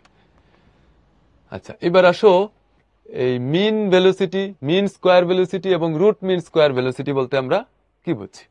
মনে করো কোনো একটা গ্যাস, এর তো হাজার হাজার বিলিয়ন বিলিয়ন পার্টিকেল, একটার ভেলোসিটি হচ্ছে c1, আরেকটার c2, আরেকটার c3, এরকম অনেকগুলো n number of molecule n, okay, n সংখ্যক এই মলিকুল, এদের প্রত্যেকটার ভেলোসিটি এটাকে আমি এদের নাম্বার দিয়ে ভাগ করলাম। মনে করো এখানে 3টা মলিকুল, 3টার ভেলোসিটি প্লাস করে 3 দিয়ে ডিভাইড করলাম, যেটা পাবো এটাকে আমরা বলি মিন ভেলোসিটি। মিন ভেলোসিটি মানে নর্মালি এভারেজ যেভাবে করে মিন যেভাবে বের করে সেটাই, এটাকে উপরে যে বার দিয়ে প্রকাশ করি, মিন ভেলোসিটি। ওকে, আচ্ছা, মিন স্কোয়ার ভেলোসিটি কোনটাকে বলবো, ওই বার দিব প্লাস স্কোয়ার দিব, এটা হচ্ছে মিন স্কোয়ার ভেলোসিটি। এটা বের করার পর কি প্রত্যেকটার ভেলোসিটির স্কোয়ার প্লাস করে তারপরে প্রত্যেকটা নাম্বার, মনে করো 3টা যদি হয়, 3টার ভেলোসিটি যদি একটু এরকম হয় c1 c2 c3, তাহলে c1 square plus c2 square plus c3 square divided by 3, এটা হবে মিন স্কোয়ার ভেলোসিটি। আরেকটা হচ্ছে রুট মিন স্কোয়ার ভেলোসিটি, এটাকে আমরা এরকম লিখি, এই যে সি, তারপরে এই যে বার চিহ্ন দেই সেটা হচ্ছে মিন বোঝানোর জন্য, স্কোয়ার দেই মিন স্কোয়ার বোঝানোর জন্য, রুট দেই রুট মিন স্কোয়ার বোঝানোর জন্য, অথবা কখনো কখনো এটা এরকম লিখি সি আর এম এস, মানে রুট মিন স্কোয়ার ভেলোসিটি। কখনো কখনো এটাকে শুধু সি বলি। তার মানে একটা গ্যাসের ভেলোসিটি বলতে আমরা অ্যাকচুয়ালি যেটাকে ইন্ডিকেট করি সেটা হচ্ছে root mean square velocity, R M S velocity. আচ্ছা, এবার খেয়াল করো, নর্মালি আরএমএস ভেলোসিটি কোনটা বুঝছো, এই যে স্কোয়ার করে তারপরে মিন করে এটা আবার রুট করবা, সেটা normally the value of root mean square velocity is greater than the average velocity, average ভেলোসিটির চেয়ে বেশি। এইখানে এই লাইনটা না মার্ক করে এখানে মাস্ট এটুকু লিখে রাখবা, সেটা হচ্ছে একটা গ্যাসের আমরা যদি মিন ভেলোসিটিটা বের করি, মিন ভেলোসিটিটা বের করি, আচ্ছা এটা আমি একটু ক্যালকুলেট করি তোমাদের জন্য সুবিধা হবে এটা মনে রাখা। মনে করো 1, একটার ভেলোসিটি হচ্ছে 1 মিটার পার সেকেন্ড, আরেকটার ভেলোসিটি হচ্ছে 2 মিটার পার সেকেন্ড, তাহলে 1/2 ডিভাইডেড বাই 2, যেহেতু দুইটা তাহলে কত হইল 3/2, 3/2। এই যে 3/2 লিখলাম, এটা কি ভেলোসিটি লিখলাম, এটা হচ্ছে মিন ভেলোসিটি, মিন ভেলোসিটি, এই যে এভারেজ ভেলোসিটি বা মিন ভেলোসিটি। আচ্ছা, এবার যদি এরকম লিখি 1 square plus 2 square divided by 2, তাহলে কত পাচ্ছি 4 প্লাস 1 মানে 5, 5/2 পাচ্ছি, 5/2। তাহলে এটা কি ভেলোসিটি, এটা হচ্ছে মিন স্কোয়ার ভেলোসিটি। ওকে, মিন স্কোয়ার ভেলোসিটি। এবার এই মিন স্কোয়ার ভেলোসিটি যেটা পাইলাম, এটাকে যদি আমি রুট করি, যেমন এটাকে যদি আমি রুট করি, হ্যাঁ 5/2 কে যদি আমি রুট করি, তাহলে যেটা পাবো সেটাকে আমরা বলতেছি কি রুট মিন স্কোয়ার ভেলোসিটি বা আরএমএস ভেলোসিটি। তাহলে এই তিনটার মধ্যে যদি আমি কম্পেয়ার করি, তাহলে এখানে সবচেয়ে বেশি কোনটা আর সবচেয়ে কম কোনটা আর মাঝামাঝি কোনটা। এখানে লিখছে normally the value of root mean square velocity is greater than the average velocity. তার মানে রুট 5/2 এটা 3/2 এর চেয়ে বেশি, এটা বলছে, বাট এটার চেয়ে কিন্তু বেশি না। কাজে এই তিনটাকে যদি কম্পেয়ার করি তাহলে আমি কি বলতে পারবো যে এই ভেলোসিটিটা মানে রুট মিন স্কোয়ার ভেলোসিটি যেটা, এটা কাটছে বেশি, এটা কাটছে বেশি, এটা হচ্ছে এভারেজ ভেলোসিটি যেটা এটার চেয়ে বেশি, বাট এটা কিন্তু মিন স্কোয়ার ভেলোসিটি যেটা সে মিন স্কোয়ার ভেলোসিটির চেয়ে কম। কাজেই মিন স্কোয়ার ভেলোসিটি যেটা এটা সবচেয়ে বেশি, তারপরে এটা, তারপরে এটা। তার মানে মিন ভেলোসিটি আর মিন স্কোয়ার ভেলোসিটির মাঝামাঝি হচ্ছে এটা, এই জন্য আমরা এটাকেই সবসময় কাউন্ট করি, হিসাব করি। ওকে, এটাকেই সবসময় আমরা হিসাব করি। এবার কিছু ইকুয়েশন এখানে নোট করতে হবে, সেই ইকুয়েশন কি কি। নাম্বার 1, একটা গ্যাসের প্রেসার এর ইকুয়েশন একটা, সেই ইকুয়েশনটা কি? P is equal to 1/3 m/v c square, বা m/v মানে কি? ডেন্সিটি। তাহলে P is equal to 1/3 rho c square, এই ইকুয়েশনটা মুখস্থ রাখবা। আর এখান থেকে আমরা লিখতে পারি P is equal to 2/3 E/v। ইটা কি এখানে? এটা হচ্ছে total kinetic energy of gas molecule. So pressure of gas is 2/3 of kinetic energy of unit volume. 2/3 of unit volume. Unit volume দিয়ে কি বোঝানো হচ্ছে? এই ভলিউম যদি 1 মিটার কিউব হয়, তো ভি এর জায়গায় যদি 1 বসাও, তাহলে প্রেসার কি হবে? 2/3 ইন্টু ই। এটা, এই ইকুয়েশনটা মনে রাখলে এখান থেকে। এরপরে আরেকটা ইকুয়েশন মনে রাখতে হবে, সেটা হচ্ছে এই পিভি ইজ ইকুয়াল টু এই এন কেটি, অথবা 1/3 এন ইন্টু 3 কেটি, বা এন কেটি, এইটুকু মনে রাখতে হবে। আর এখান থেকে বোলজম্যান কনস্ট্যান্ট, এটা তো কেমিস্ট্রিতে অনেকবার পড়ছো তোমরা, এটাও পড়ে ফেলবে এখান থেকে। সেখানে ইকুয়েশন মনে রাখা ছাড়া কোনো কাজ নাই। আর সবচেয়ে বেশি ইম্পর্টেন্ট যেটা অবশ্যই ভোলা যাবে না, সেটা হচ্ছে এই আরএমএস বা রুট মিন স্কোয়ার ভেলোসিটি, যেটা এটার সাথে টেম্পারেচারের রিলেশনটা, এই যে এটা। সো সেই রিলেশনটা কিরকম? টেম্পারেচার যদি বেশি হয়, আরএমএস ভেলোসিটিটা বেশি হবে। সো এই ইকুয়েশনটা মাস্ট, এটা মাস্ট হচ্ছে মনে রাখবো। এটা উপরে ওইখানে লেখা আছে, এখানেও আছে, যে কোনো এক জায়গায় মার্ক করলে হবে। এবং এই অংশটা, এটা খুব ইম্পর্টেন্ট মনে রাখা, যে average kinetic energy of N number of molecules. Average kinetic energy কত? 3/2 ইন্টু এন কেটি। কেটা হচ্ছে কিন্তু Boltzmann's constant. 3/2 into N KT. এখন খেয়াল করো, kinetic energy of a molecule in case of a gas of fixed mass is proportional to absolute temperature. তার মানে average kinetic energy ই, এটার সাথে টেম্পারেচারের রিলেশনটা কি? Directly proportional. Okay, directly proportional. এটা কি? Kinetic energy, average kinetic energy. অথবা এটা কি এনার্জি বলতে পারো। আইডিয়াল গ্যাসের ক্ষেত্রে তো পটেনশিয়াল এনার্জি নাই, কাজে টোটাল এনার্জি মানে কাইনেটিক এনার্জি। আর এখানে ভেলোসিটির সাথে রিলেশনটা কিরকম? ভেলোসিটির সাথে রিলেশনটা হচ্ছে inversely proportional to square root. Velocity মানে কি? এই root mean square velocity. So এখান থেকে মেইন কাজ হচ্ছে এই দুইটা মনে রাখা, যে এনার্জি বা কাইনেটিক এনার্জির সাথে টেম্পারেচার রিলেশনটা ডিরেক্টলি প্রপোর্শনাল, আর এর সাথে directly proportional to square root, এইটুকু মনে রাখা। So at absolute zero temperature, absolute zero temperature মানে কি? অ্যাবসলিউট জিরো টেম্পারেচার মানে টি এর জায়গায় বসাবা 0, তখন সিটাও 0 হবে।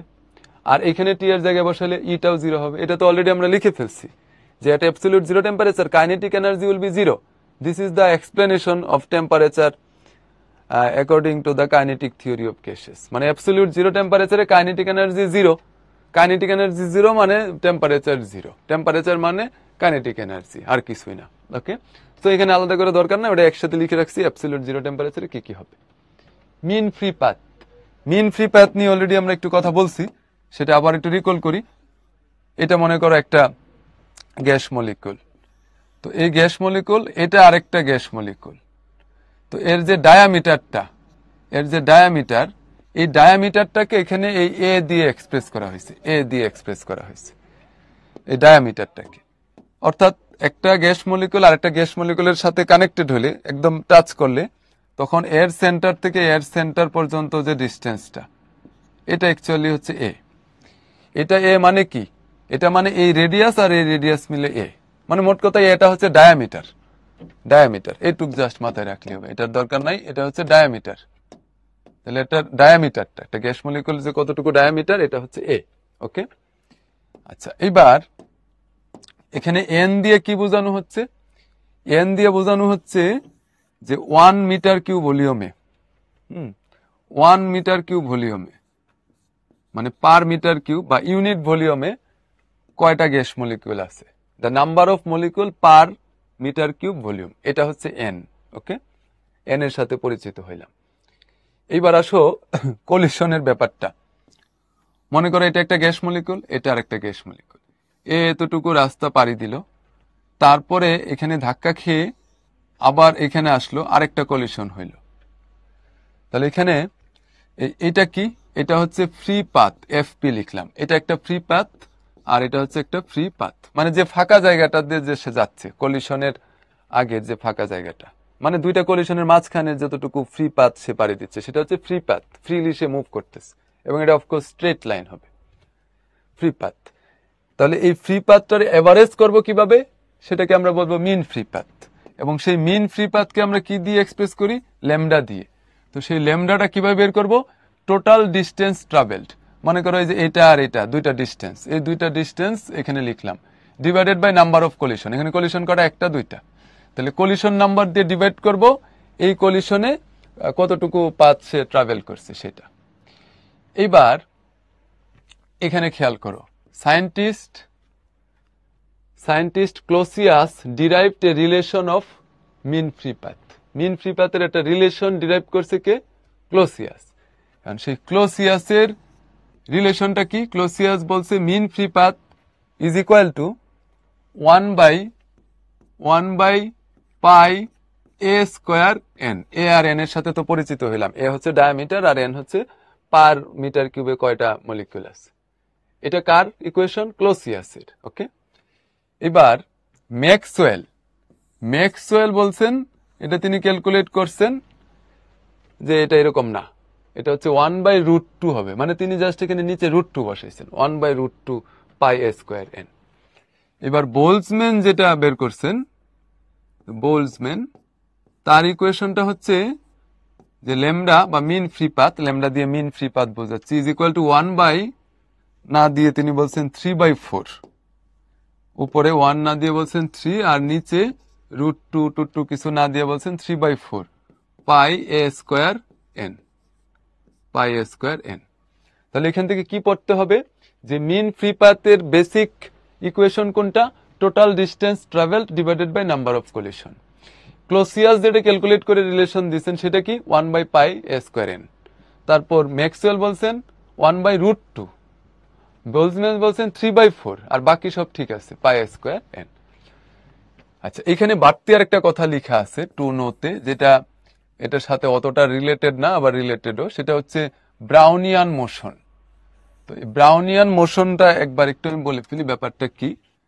ব্রাউনিয়ান মোশনের ব্যাপারটা কি, মনে করো এখানে একটা ফ্লুইড আছে, ধরো একটা ফ্লুইড আছে, সেটা হতে পারে পানি, ওয়াটার আছে, মনে করো একটা ওয়াটার আছে। এখন এখানে যদি কোনো একটা পার্টিকেল রাখো, যেমন ধরো একটা পার্টিকেল হচ্ছে পোলেন, এটা তোমরা বোটানিতে পড়ছো পোলেন কি, তো পোলেন রাখলা তুমি, ধরো একটা পোলেন, তো এই পোলেনটাকে যদি ফ্লুইডের মধ্যে রেখে দাও, ধরো এই ওয়াটারের মধ্যে রেখে দিলা, তখন ওয়াটার এই পোলেনটাকে একবার অ্যাট্রাক্ট করবে, রিপালস করবে, মিলে জিলে আলটিমেটলি এই ওয়াটারের কারণে এই পোলেনের যে একটা মুভমেন্ট পাওয়া যাবে, সেটা দেখা গেল এদিক গেল এদিক গেল এদিক গেল, এই পোলেনের যে মুভমেন্টটা, দ্য র্যান্ডম মোশন, দ্য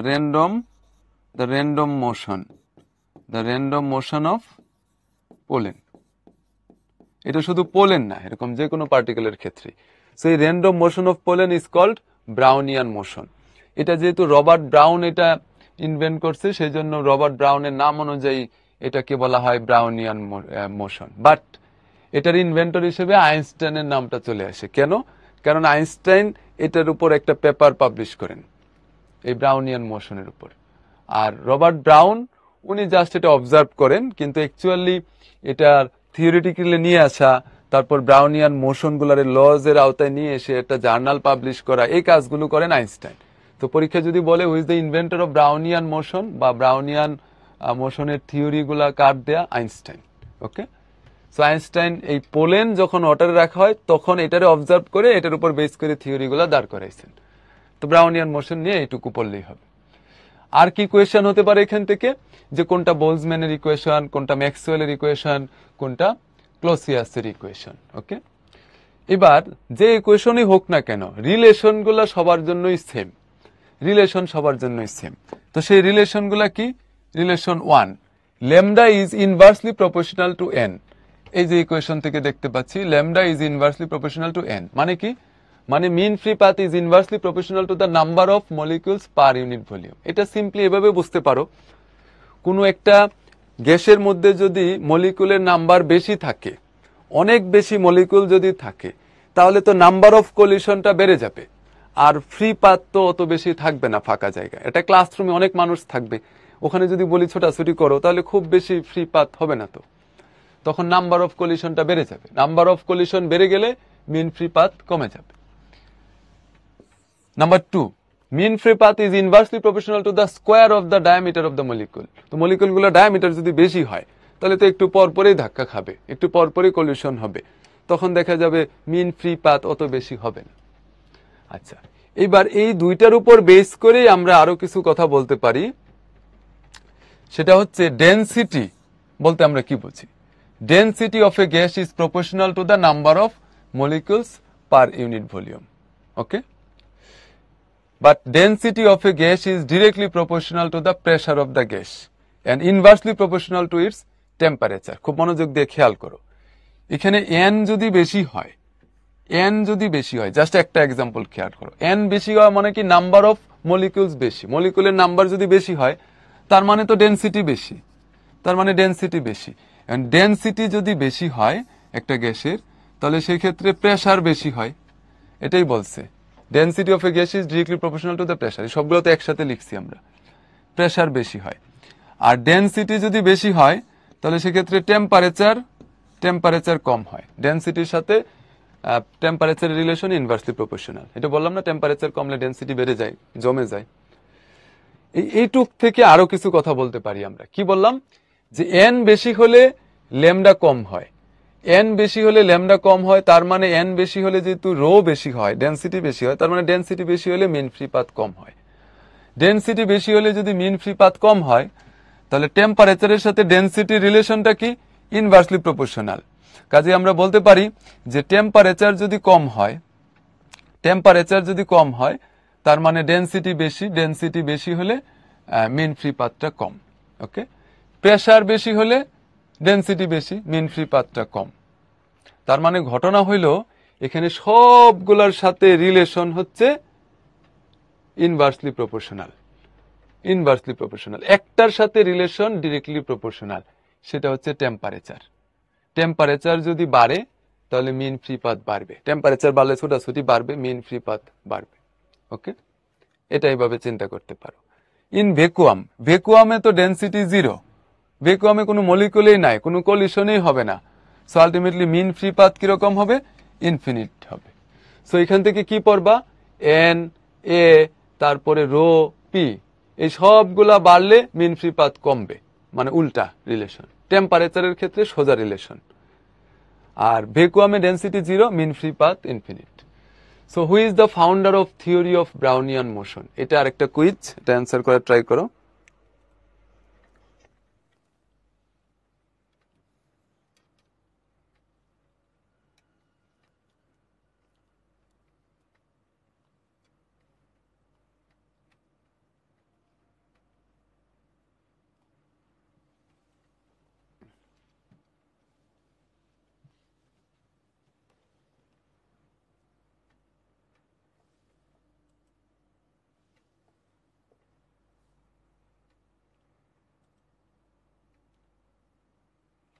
আচ্ছা, অপশন ডি দা গেলে না মার্ক পাবা না, তো না জানলে মার্কস পাওয়া কিভাবে?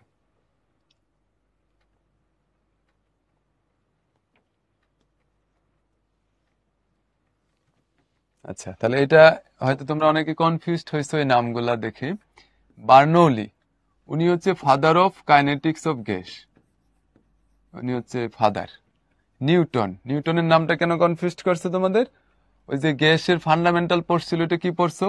যে গ্যাস মলিকুল যেগুলো আছে এরা হচ্ছে নিউটনস ল ফলো করে, এটা। আর ব্রাউনিয়ান মোশন, এটার ফাউন্ডার বা inventor of the theory of Brownian motion হচ্ছে আইনস্টাইন। ওকে, আর ক্লোসিয়াস তো অপশনে নাই, ক্লোসিয়াস হচ্ছে ফান্ডামেন্টাল পোস্টুলেট গুলার প্রপোজালটা তিনি দেন। আচ্ছা, তো দেখো কয়েকজন ভুল করছো, যারা অ্যান্সার করতে পারছো দেখে নাও।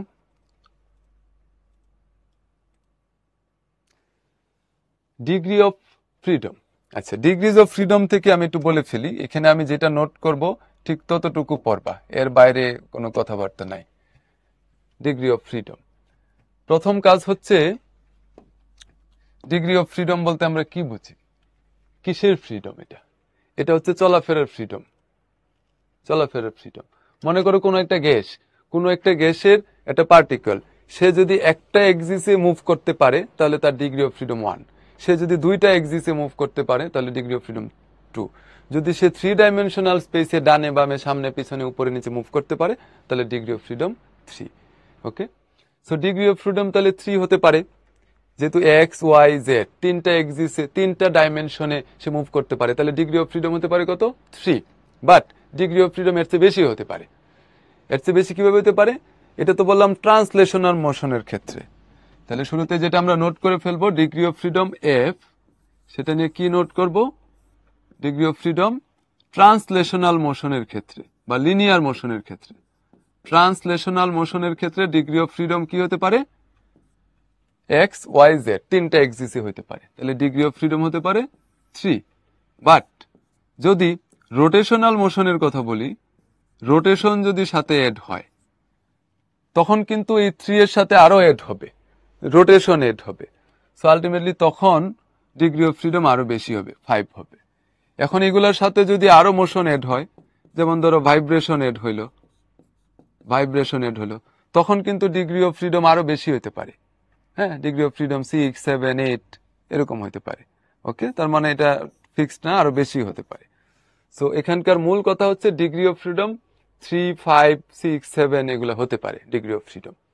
যেমন তোমাকে বললো একটা ফুটবল একটা ফিল্ডের মধ্যে গড়াইতেছে, তাহলে এর ডিগ্রি অফ ফ্রিডম হবে 2 যদি এর রোটেশন না থাকে। একটা মস্কিটো এখানে ঘুরে বেড়াচ্ছে, এর ডিগ্রি অফ ফ্রিডম হবে 3, যদি সেই মস্কিটোটা ঘুরতে ঘুরতে মুভ করে তাহলে ডিগ্রি অফ ফ্রিডম 5 হতে পারে। তো ডিগ্রি অফ ফ্রিডম 3, 5 এগুলো হতে পারে, 6, 7 হতে পারে। এবার কার কত হবে এটা নিয়ে আমরা এখানে মার্ক করব কতটুকু পড়ব। Degree of freedom for each molecule of an ideal gas, ideal গ্যাসের ডিগ্রি অফ ফ্রিডম কত? 3। এবং মনে রাখবা আইডিয়াল গ্যাস অ্যাকচুয়ালি হচ্ছে, আইডিয়াল গ্যাসের কনসেপ্ট থেকে আমরা জানি আইডিয়াল গ্যাস হচ্ছে মনো অ্যাটমিক গ্যাস, মানে একটা আইডিয়াল গ্যাসে একটাই মলিকুল থাকবে, মানে একটা আইডিয়াল গ্যাসের একটা মলিকুলে একটাই অ্যাটম থাকবে, একটা মলিকুল একটা অ্যাটম, মনো অ্যাটমিক গ্যাস। তাহলে মনো অ্যাটমিক গ্যাসের ক্ষেত্রে ডিগ্রি অফ ফ্রিডম কত? 3, কারণ এদের রোটেশনের কারণে যে ডিগ্রি অফ ফ্রিডম, এটার কারণে খুব বেশি এনার্জি হয় না, mr², মানে তোমার ওই যে মোমেন্ট অফ ইনার্সিয়া অত বেশি হয় না, এই জন্য 3, জাস্ট লিনিয়ার মোশনের জন্য এটা মুখস্থ করবা। আইডিয়াল গ্যাসের জন্য, মনো অ্যাটমিক গ্যাসের জন্য ডিগ্রি অফ ফ্রিডম কত? 3। এখানে একটা লাইন দিছে যে in case of A mosquito in a room degree of freedom 3, কারণ মস্কিটো তো ঘুরতে ঘুরতে যাবে না, সো এই left right up down front backward মানে এক্স ওয়াই জেড 3 হবে। এই যে এই দুইটা মনে রাখলা। আচ্ছা, so linear motion, so for linear motion degree of freedom কি হতে পারে? 3। For rotational motion degree of freedom 3, total degree of freedom কত হতে পারে? 6। এখানে যেটা বলছে যে rigid body or sphere can rotate around 3 independent axis. So linear মোশনের জন্য 3, রোটেশনাল মোশনের জন্য 3, সব মিলে 6, বাট এটা 6 হয় না, এটা 5 হয়। কেন 5 হয়? কারণ একটা রোটেশন, ওটার ক্ষেত্রে মোমেন্ট অফ ইনার্সিয়া নেগলেক্টেড, কাজে এখানে রোটেশনাল মোশন বললে 5 মার্ক করবা, এটা পরে আবার লিখছে। সো এখানে এটুকুই জাস্ট নোট করবা, এর বাইরে আর কোনো কাজ নাই। এইবার খেয়াল করো, এইবার এই নোটে চলে আসো, শেষ। এখানে আর কোনো কিছু দরকার নাই, ওই একটা লাইনে মার্ক করে রাখো আর এইটুকু নোট রাখো। এবার চলে আসবা এই অংশটাতে, মেন পড়া হচ্ছে আমাদের এই অংশটাতে। এই গামা নিয়ে অলরেডি আমরা কথা বলছি, সিপি বাই সিবি। তো সে গামা বের করার আরেকটা উপায় কি? 1 + 2/f, তার মানে 1 সাথে 1.33 হবে না 1.41 হবে নাকি 1.6 হবে, এটা কিসের উপর ডিপেন্ড করবে? এই 2/f এর উপরে। এই এফটা কি? এফটা হচ্ছে ডিগ্রি অফ ফ্রিডম। তো এফটা নিয়েই কথা বলবো এখন। ধরো এফ বের করার উপায় কি? 3n - r, 3n - r, এই ফর্মুলাটা দিয়ে আমরা এফটা বের করব। তো এই ফর্মুলাটা দিয়ে আমরা এফটা বের করব। কিভাবে এফটা বের করবো দেখো, আমি কিছু এক্সাম্পল দিই। নাম্বার 1, যেমন মনে করো হিলিয়াম, নিয়ন, মানে মনো অ্যাটমিক গ্যাস যারা, এদের ক্ষেত্রে এফ কি হবে? F is equal two 3 × n, n এর জায়গায় কি লিখবা? 1 লিখবা। তাহলে এনটা দিয়ে আমরা কি মিন করতেছি? যে একটা মলিকুলে কয়টা অ্যাটম, এরা তো মনো অ্যাটমিক গ্যাস বা আইডিয়াল গ্যাস, মনো অ্যাটমিক গ্যাস, এদের ক্ষেত্রে কি হবে? হিলিয়াম, নিয়ন, আর্গনও বলতে পারো, অথবা আইডিয়াল গ্যাস, এদের ক্ষেত্রে আইডিয়াল গ্যাস ও মনো অ্যাটমিক গ্যাস, একটা মলিকুলে একটা অ্যাটম, তাহলে n এর জায়গায় বসাবো 1, তাহলে 3 × 1 মাইনাস আর। আরটা কি? আরটাকে রেস্ট্রিকশন বা রিলেশন বলতে পারি। এদের কোনো রিলেশন নাই, এরা সবাই সিঙ্গেল মনো অ্যাটমিক, তাদের রিলেশন নাই, তাহলে 0। তাহলে কত হবে? 3 degree of freedom. Number 2, diatomic gas, মনে করো অক্সিজেন, তারপর নাইট্রোজেন, তারপর হাইড্রোজেন। এদের ক্ষেত্রে ডিগ্রি অফ ফ্রিডম যখন বের করব, F = কি লিখবো? 3 × n। n কত লিখবো? এদের একটা মলিকুলে দুইটা অ্যাটম, ডায়াটমিক, কাজেই n এর জায়গায় লিখবো 2। আচ্ছা, মাইনাস আর এর জায়গায় কি লিখবো? আর এর জায়গায় লিখবো আর হচ্ছে রিলেশন বা রেস্ট্রিকশন, বা রিলেশন হিসাব করে বললে জিনিসটা মনে রাখা সহজ হয় আর কি। এখানে রিলেশন কয়টা? একটা অক্সিজেনে। সেই রিলেশনটা কি? একটা ডবল বন্ড, একটা পাই এবং একটা সিগমা বন্ড। নাইট্রোজেন, এখানে রিলেশন কিন্তু একটাই, 3টা বন্ড, কিন্তু রিলেশন কিন্তু একটাই। রিলেশনটা একটু strong, triple bond, but relation একটাই। হাইড্রোজেন মলিকুল, রিলেশন কয়টা? একটাই, single bond, weak, but relation একটাই। সো এখানে 1, রিলেশনের জায়গায় লিখবো 1, এই যে আর এর জায়গায় কি লিখবো? 1। তাহলে কত হবে? 3 × 2 - 1, তাহলে কত হলো? 5। আচ্ছা, নাম্বার 3, এরকম আরো অনেক এক্সাম্পল দেওয়া যায়। যেমন মনে করো ওজনের কথা যদি বলি, ওজন গ্যাস, এখানে ডিগ্রি অফ ফ্রিডম কত? এর ডিগ্রি অফ ফ্রিডম কত? 3 × n। n এর জায়গায় কি লিখবো? যেহেতু ট্রায়াটমিক গ্যাস, তাহলে 3, n এর জায়গায় লিখবো 3, মানে একটা মলিকুলে 3টা অ্যাটম, মাইনাস আর রিলেশন। এখানে রিলেশন কিন্তু 3টা, এখানে রিলেশন 3টা, এই একটা রিলেশন, 2টা রিলেশন, 3টা রিলেশন। মনে করো এটা হচ্ছে বাবা, এটা হচ্ছে মা, এটা হচ্ছে সন্তান, তাহলে রিলেশন 2টা, একটা হলো হাজব্যান্ড ওয়াইফ, আরেকটা হচ্ছে মা ছেলে, আরেকটা হলো বাবা ছেলে, 3টা রিলেশন, তাহলে -3। তো এটা যদি -3 হয়, তাহলে 9 - 3 মানে 6, তাহলে ওজন গ্যাসের ডিগ্রি অফ ফ্রিডম কত? 6। আচ্ছা, এবার ডিগ্রি অফ ফ্রিডম যদি আমরা বের করতে পারি, তাহলে গামা এর মানটা বের করে ফেলতে পারবো কিভাবে? যেমন ডিগ্রি অফ ফ্রিডম যদি 3 হয়, তাহলে গামা হবে 1 + 2/3, মানে এটা হয় কত? 1 + 2/3 মানে 1.67, মানে মনোঅ্যাটমিক গ্যাস যারা এদের গামা। তারপর ডায়াটমিকের ক্ষেত্রে 5 বসাইলে 1.4 হয়, ট্রায়াটমিকের ক্ষেত্রে 1.33 হয়। এবার বাকি রইল কার্বন ডাইঅক্সাইড। এই কার্বন ডাইঅক্সাইড নিয়ে অনেক ঝামেলা আছে। কার্বন ডাইঅক্সাইড নিয়ে কি কি ঝামেলা আছে? তপন স্যারের বইতে এটারে এই ডায়াটমিক গ্যাসের মধ্যে ফেলে দিছে, ডায়াটমিক গ্যাসের মধ্যে ফেলে দিছে, দিয়া বলছে এর ডিগ্রি অফ ফ্রিডম হচ্ছে 5, এটা বলছে এক বইতে। আচ্ছা, তপন স্যারের বইতে। এবার তপন স্যারের বইতে আবার আরেকটা কথা লিখছে যে ট্রায়াটমিক গ্যাস যারা, কার্বন ডাইঅক্সাইড তো আসলে ডায়াটমিক না, কার্বন ডাইঅক্সাইড কি ডায়াটমিক? এটা ট্রায়াটমিক। সেখানে বলছে যে কার্বন ডাইঅক্সাইড বা ট্রায়াটমিক গ্যাস যারা, এখানে 3টা অ্যাটম, 2টা অক্সিজেন, একটা কার্বন, তাহলে ট্রায়াটমিক গ্যাস যারা, এরা যদি এরকম হয় যে 3টা অ্যাটম এরকম থাকে, এ বি সি, এরকম যদি থাকে, মানে ট্রায়াঙ্গলের 3টা কর্নারে থাকে, এরকম যদি থাকে, তাহলে এদের ডিগ্রি অফ ফ্রিডম হবে 6। আর যদি এরকম থাকে যে মাঝখানে একটা, দুই পাশে 2টা, এরকম যদি থাকে, তখন ডিগ্রি অফ ফ্রিডম হবে 7। এবার আমাদের যে ফর্মুলা, সেটা হচ্ছে F = 3n - r। এই ফর্মুলা অনুযায়ী কার্বন ডাইঅক্সাইডের ক্ষেত্রে আমি যদি বের করি, তাহলে F = কি বের হবে? 3 × n। n কত? 3টা অ্যাটম, 3, মাইনাস আর রিলেশন কত? রিলেশন কয়টা? 2টা, কার্বনের সাথে একটা অক্সিজেনের রিলেশন, আবার কার্বনের সাথে আরেকটা অক্সিজেনের রিলেশন, মানে 2টা রিলেশন, তাহলে 2। এখানে আবার কত বের হচ্ছে? 9 - 2 বা 7 বের হচ্ছে। এখন কার্বন ডাইঅক্সাইডের এটা কত? এবার কার্বন ডাইঅক্সাইড এটাকে ওই ট্রায়াটমিক চিন্তা করে এবং এটাকে 6 ধরে 1.33 গামা এর মান বের করছে ইসাকসারের বইতে। তাহলে এই কার্বন ডাইঅক্সাইড এটা ঝামেলা, এটা বিভিন্ন বইতে একটা উল্টাপাল্টা অবস্থা বিরাজ করতেছে। তো এটার সমাধান আসলে বেস্ট অ্যান্সার কি, পরীক্ষায় কোনটা দাগাবা, এটার ফয়সালা দেয়া আমার জন্য অনেক চ্যালেঞ্জিং। যেমন এক বইতেই অনেক বলে দিছে। সো কোয়েশ্চেনের প্যাটার্নটা আমি বলি, যদি বলে একটা ট্রায়াটমিক গ্যাস, এটা যদি একটা ট্রায়াঙ্গলের 3টা কর্নারে 3টা অ্যাটম এরকম হয়, তাহলে ডিগ্রি অফ ফ্রিডম কত? এটার অ্যান্সার হবে 6, যেটার এক্সাম্পল একটা আমরা অলরেডি দেখলাম, ওজন গ্যাস। আর যদি এরকম লিনিয়ার থাকে 3টা, তখন সেক্ষেত্রে ডিগ্রি অফ ফ্রিডম হচ্ছে 7। ডিগ্রি অফ ফ্রিডম যদি 7 হয়, তখন গামা এর মান কিন্তু এখানে কোনোটার সাথে মিলবে না, তখন গামার মান আরো কম হবে, 1.33 এর চেয়েও কম হবে। আর এটাকে যদি ডায়াটমিকের মতো চিন্তা করো, 5 ধরো, তাহলে সেই ক্ষেত্রে হচ্ছে ডিগ্রি অফ ফ্রিডম 5 ধরলে গামার মান 1.4 হবে। সো এটার ফয়সালা এটা আসলে আল্লাহর হস্তে ছেড়ে দেয়াই ভালো, কারণ এটা কোনটা অ্যান্সার দিবে এটা আসলে বলা যাচ্ছে না, মানে সবগুলাই লজিক্যাল। অ্যাকচুয়াল ব্যাপারটা কি, এটা হলো বিভিন্ন টেম্পারেচারে বিভিন্ন শেপ থাকে, তখন ডিগ্রি অফ ফ্রিডমটা বিভিন্ন রকম হয়। এটা ফিক্সড যে একদম এরকমও না কিন্তু। সো এটা একটু নোট রাখো, পরে পরীক্ষার হলে এটা তোমাকে হেল্প করতে পারে অ্যান্সার করার জন্য। এবার আসো ল অফ ইকুইপার্টিশন অফ এনার্জি। এটার ব্যাপারটা কি, এটার ব্যাপারটা খুব ঝামেলার কিছু না, খুবই ইজি। যে ডিগ্রি অফ ফ্রিডম যদি 1 হয় তাহলে সেই ক্ষেত্রে এভারেজ এনার্জি হবে 3/2 কেটি। এবং ডিগ্রি অফ ফ্রিডম যদি হয়, আচ্ছা, এভারেজ এনার্জি হবে হাফ কেটি। এভারেজ এনার্জি কত হবে? Half Katie. এখন কারোর ডিগ্রি অফ ফ্রিডম যদি হয় 3, তাহলে তার এভারেজ এনার্জি হবে 3/2 কেটি।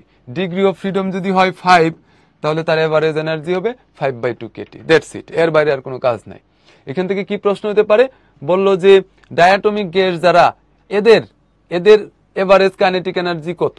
এদের এভারেজ কাইনেটিক এনার্জি হবে 5/2 কেটি। কিন্তু আমরা যে ইকুয়েশনটা পড়ছি এভারেজ কাইনেটিক এনার্জি, সেখানে কি ছিল? সেখানে ছিল 3/2 কেটি। কেন? কারণ 3 কি? 3 হচ্ছে আইডিয়াল গ্যাসের degree of freedom. Ideal gas হচ্ছে মনোঅ্যাটমিক গ্যাস। আচ্ছা, এবার আসো characteristics of saturated vapour, characteristics of unsaturated vapour. So এখানে একটু কম্পেয়ার করে এটা আমরা একটু পড়ে ফেলবো। মানে মূল কথাটা কি? মূল কথাটা হচ্ছে কোনো একটা জায়গায় ওয়াটার ভেপার যদি থাকে, ওই জায়গাটা যদি একদম স্যাচুরেটেড হয়ে যায়, এত স্যাচুরেটেড যে আরেকটা ওয়াটার ভেপার এখানে আসলে এটা কনডেন্সড হয়ে লিকুইড হয়ে যাবে। ওকে, তোমার মাথার উপরে একটা ডিউ পড়বে এরকম, তখন আমরা বলবো এটা স্যাচুরেটেড ভেপার। আর যদি এখানে আরো ভেপার আনা যাবে, এরকম এনভায়রনমেন্ট থাকে, ফাঁকা থাকে, আর কোনো ভেপার নিয়ে আসলে এটা একদম কনডেন্সড হয়ে লিকুইড হয়ে যাবে, এরকম হবে না, তখন বলবো আনস্যাচুরেটেড ভেপার। এটা হচ্ছে মেইন কথা। এবার স্যাচুরেটেড ভেপার, ওকে, প্রেসারটা কিরকম হবে? ম্যাক্সিমাম। এটা জাস্ট মনে রাখা যে স্যাচুরেটেড ভেপার এক্সার্টস ম্যাক্সিমাম প্রেসার। এখানে অনেক প্রেসার থাকবে, যেহেতু অনেক ভেপার থাকবে তাহলে ভেপার প্রেসারটাও বেশি থাকবে, এটাই। আচ্ছা, it is created in a closed space. একটা ক্লোজড স্পেসে এটা ক্রিয়েট করা ইজিয়ার। যেমন এই রুমের মধ্যে যদি অনেক ওয়াটার ভেপার নিয়ে আসো, তাহলে এটা স্যাচুরেটেড হয়ে যেতে পারে এখানে। If there exist some vapour in contact with a liquid, এই যে এটা বেশি important, vapour in contact with a liquid. যদি কোথাও দেখো ভেপার আছে এবং কিছু লিকুইডও এখানে এসে জমা হচ্ছে, তার মানে এটা স্যাচুরেটেড হয়ে গেছে এবং লিকুইড পড়তেছে। এটা হচ্ছে চেনার উপায়। আচ্ছা, saturated vapour does not follows Boyle's and Charles law. কেন ফলো করে না? কারণ বয়েলস আর চার্লস ল ফলো করার জন্য আমাদের যেটা লাগবে সেটা হচ্ছে ফিক্সড অ্যামাউন্ট অফ গ্যাস লাগবে, বা ভেপারের ক্ষেত্রেও ফিক্সড অ্যামাউন্ট অফ গ্যাস লাগবে। তখন ফিক্সড তো থাকে না, কারণ এখানে কিছু হচ্ছে লিকুইড হয়ে যাচ্ছে, সো ফিক্সড থাকতেছে না। So saturated vapour does not follow Boyle's law and Charles law. আচ্ছা, এবার এখান থেকে আরেকটা জিনিস পড়তে হবে, saturated vapour remains in equilibrium with its liquid. এই 5 আর 4 আর 6 মোটামুটি একই কথা। স্যাচুরেটেড ভেপারে ওই লিকুইডের সাথে ইকুইলিব্রিয়ামে থাকে, মানে মোট কথা যেখানে ভেপার থাকবে এবং কিছু লিকুইডও থাকবে, বুঝবে সেটা স্যাচুরেটেড ভেপার। ওকে, এবার স্যাচুরেটেড ভেপারকে কিভাবে আনস্যাচুরেটেড বানানো যায়, বা আনস্যাচুরেটেড ভেপারকে কিভাবে স্যাচুরেটেড বানানো যায়, এটা নিয়ে নাম্বার 7-এ লেখা আছে। এটা আমরা একসাথে কথা বলবো পরে। সো এখানে বাকি জিনিসগুলো কি? এটা হচ্ছে লেস দেন স্যাচুরেটেড প্রেসার, মানে স্যাচুরেটেড ভেপার যতটুকু প্রেসার দেয় তার চেয়ে কম প্রেসার দিবে, এবং এটা ক্লোজড বা ওপেন যে কোনো জায়গায় পসিবল। ওকে, আর এখানে আনস্যাচুরেটেড ভেপার যেটা, এটা বয়েলস ল, চার্লস ল, এটা হচ্ছে ফলো করে। ওকে, আচ্ছা, আর এখানে নাম্বার 6-এ যেটা, এটা পড়তে হবে, বাকিগুলো একবার রিডিং দিলে আর কি। নাম্বার 6 কি? যে কিভাবে টেম্পারেচার দিয়ে স্যাচুরেটেড ভেপারে আনস্যাচুরেটেড বানানো যায়, এটা নিয়ে আমরা এখন কথা বলবো এখানে। এটা খুব ইম্পর্টেন্ট একটা টপিক। আমরা শেষের দিকে চলে আসছি আস্তে আস্তে। মনে করো এখানে 3 কেজি 3 কেজি ভেপার আছে, কোন একটা জায়গায় 3 কেজি ভেপার আছে। ওকে, 3 কেজির মতো ভেপার আছে এখানে। এইখানে আমি যদি আরো 2 কেজি ভেপার নিয়ে আসি, তখন টোটাল হইলো কত কেজি? 5 কেজি। মানে বাইরে থেকে যদি আরো 2 কেজি নিয়ে আসি, 2 কেজি ভেপার যদি নিয়ে আসি, তাহলে 5 কেজি হইলো। 5 কেজি হওয়ার পর দেখা গেল যে এটা স্যাচুরেটেড হয়ে গেছে, স্যাচুরেটেড হয়ে গেছে,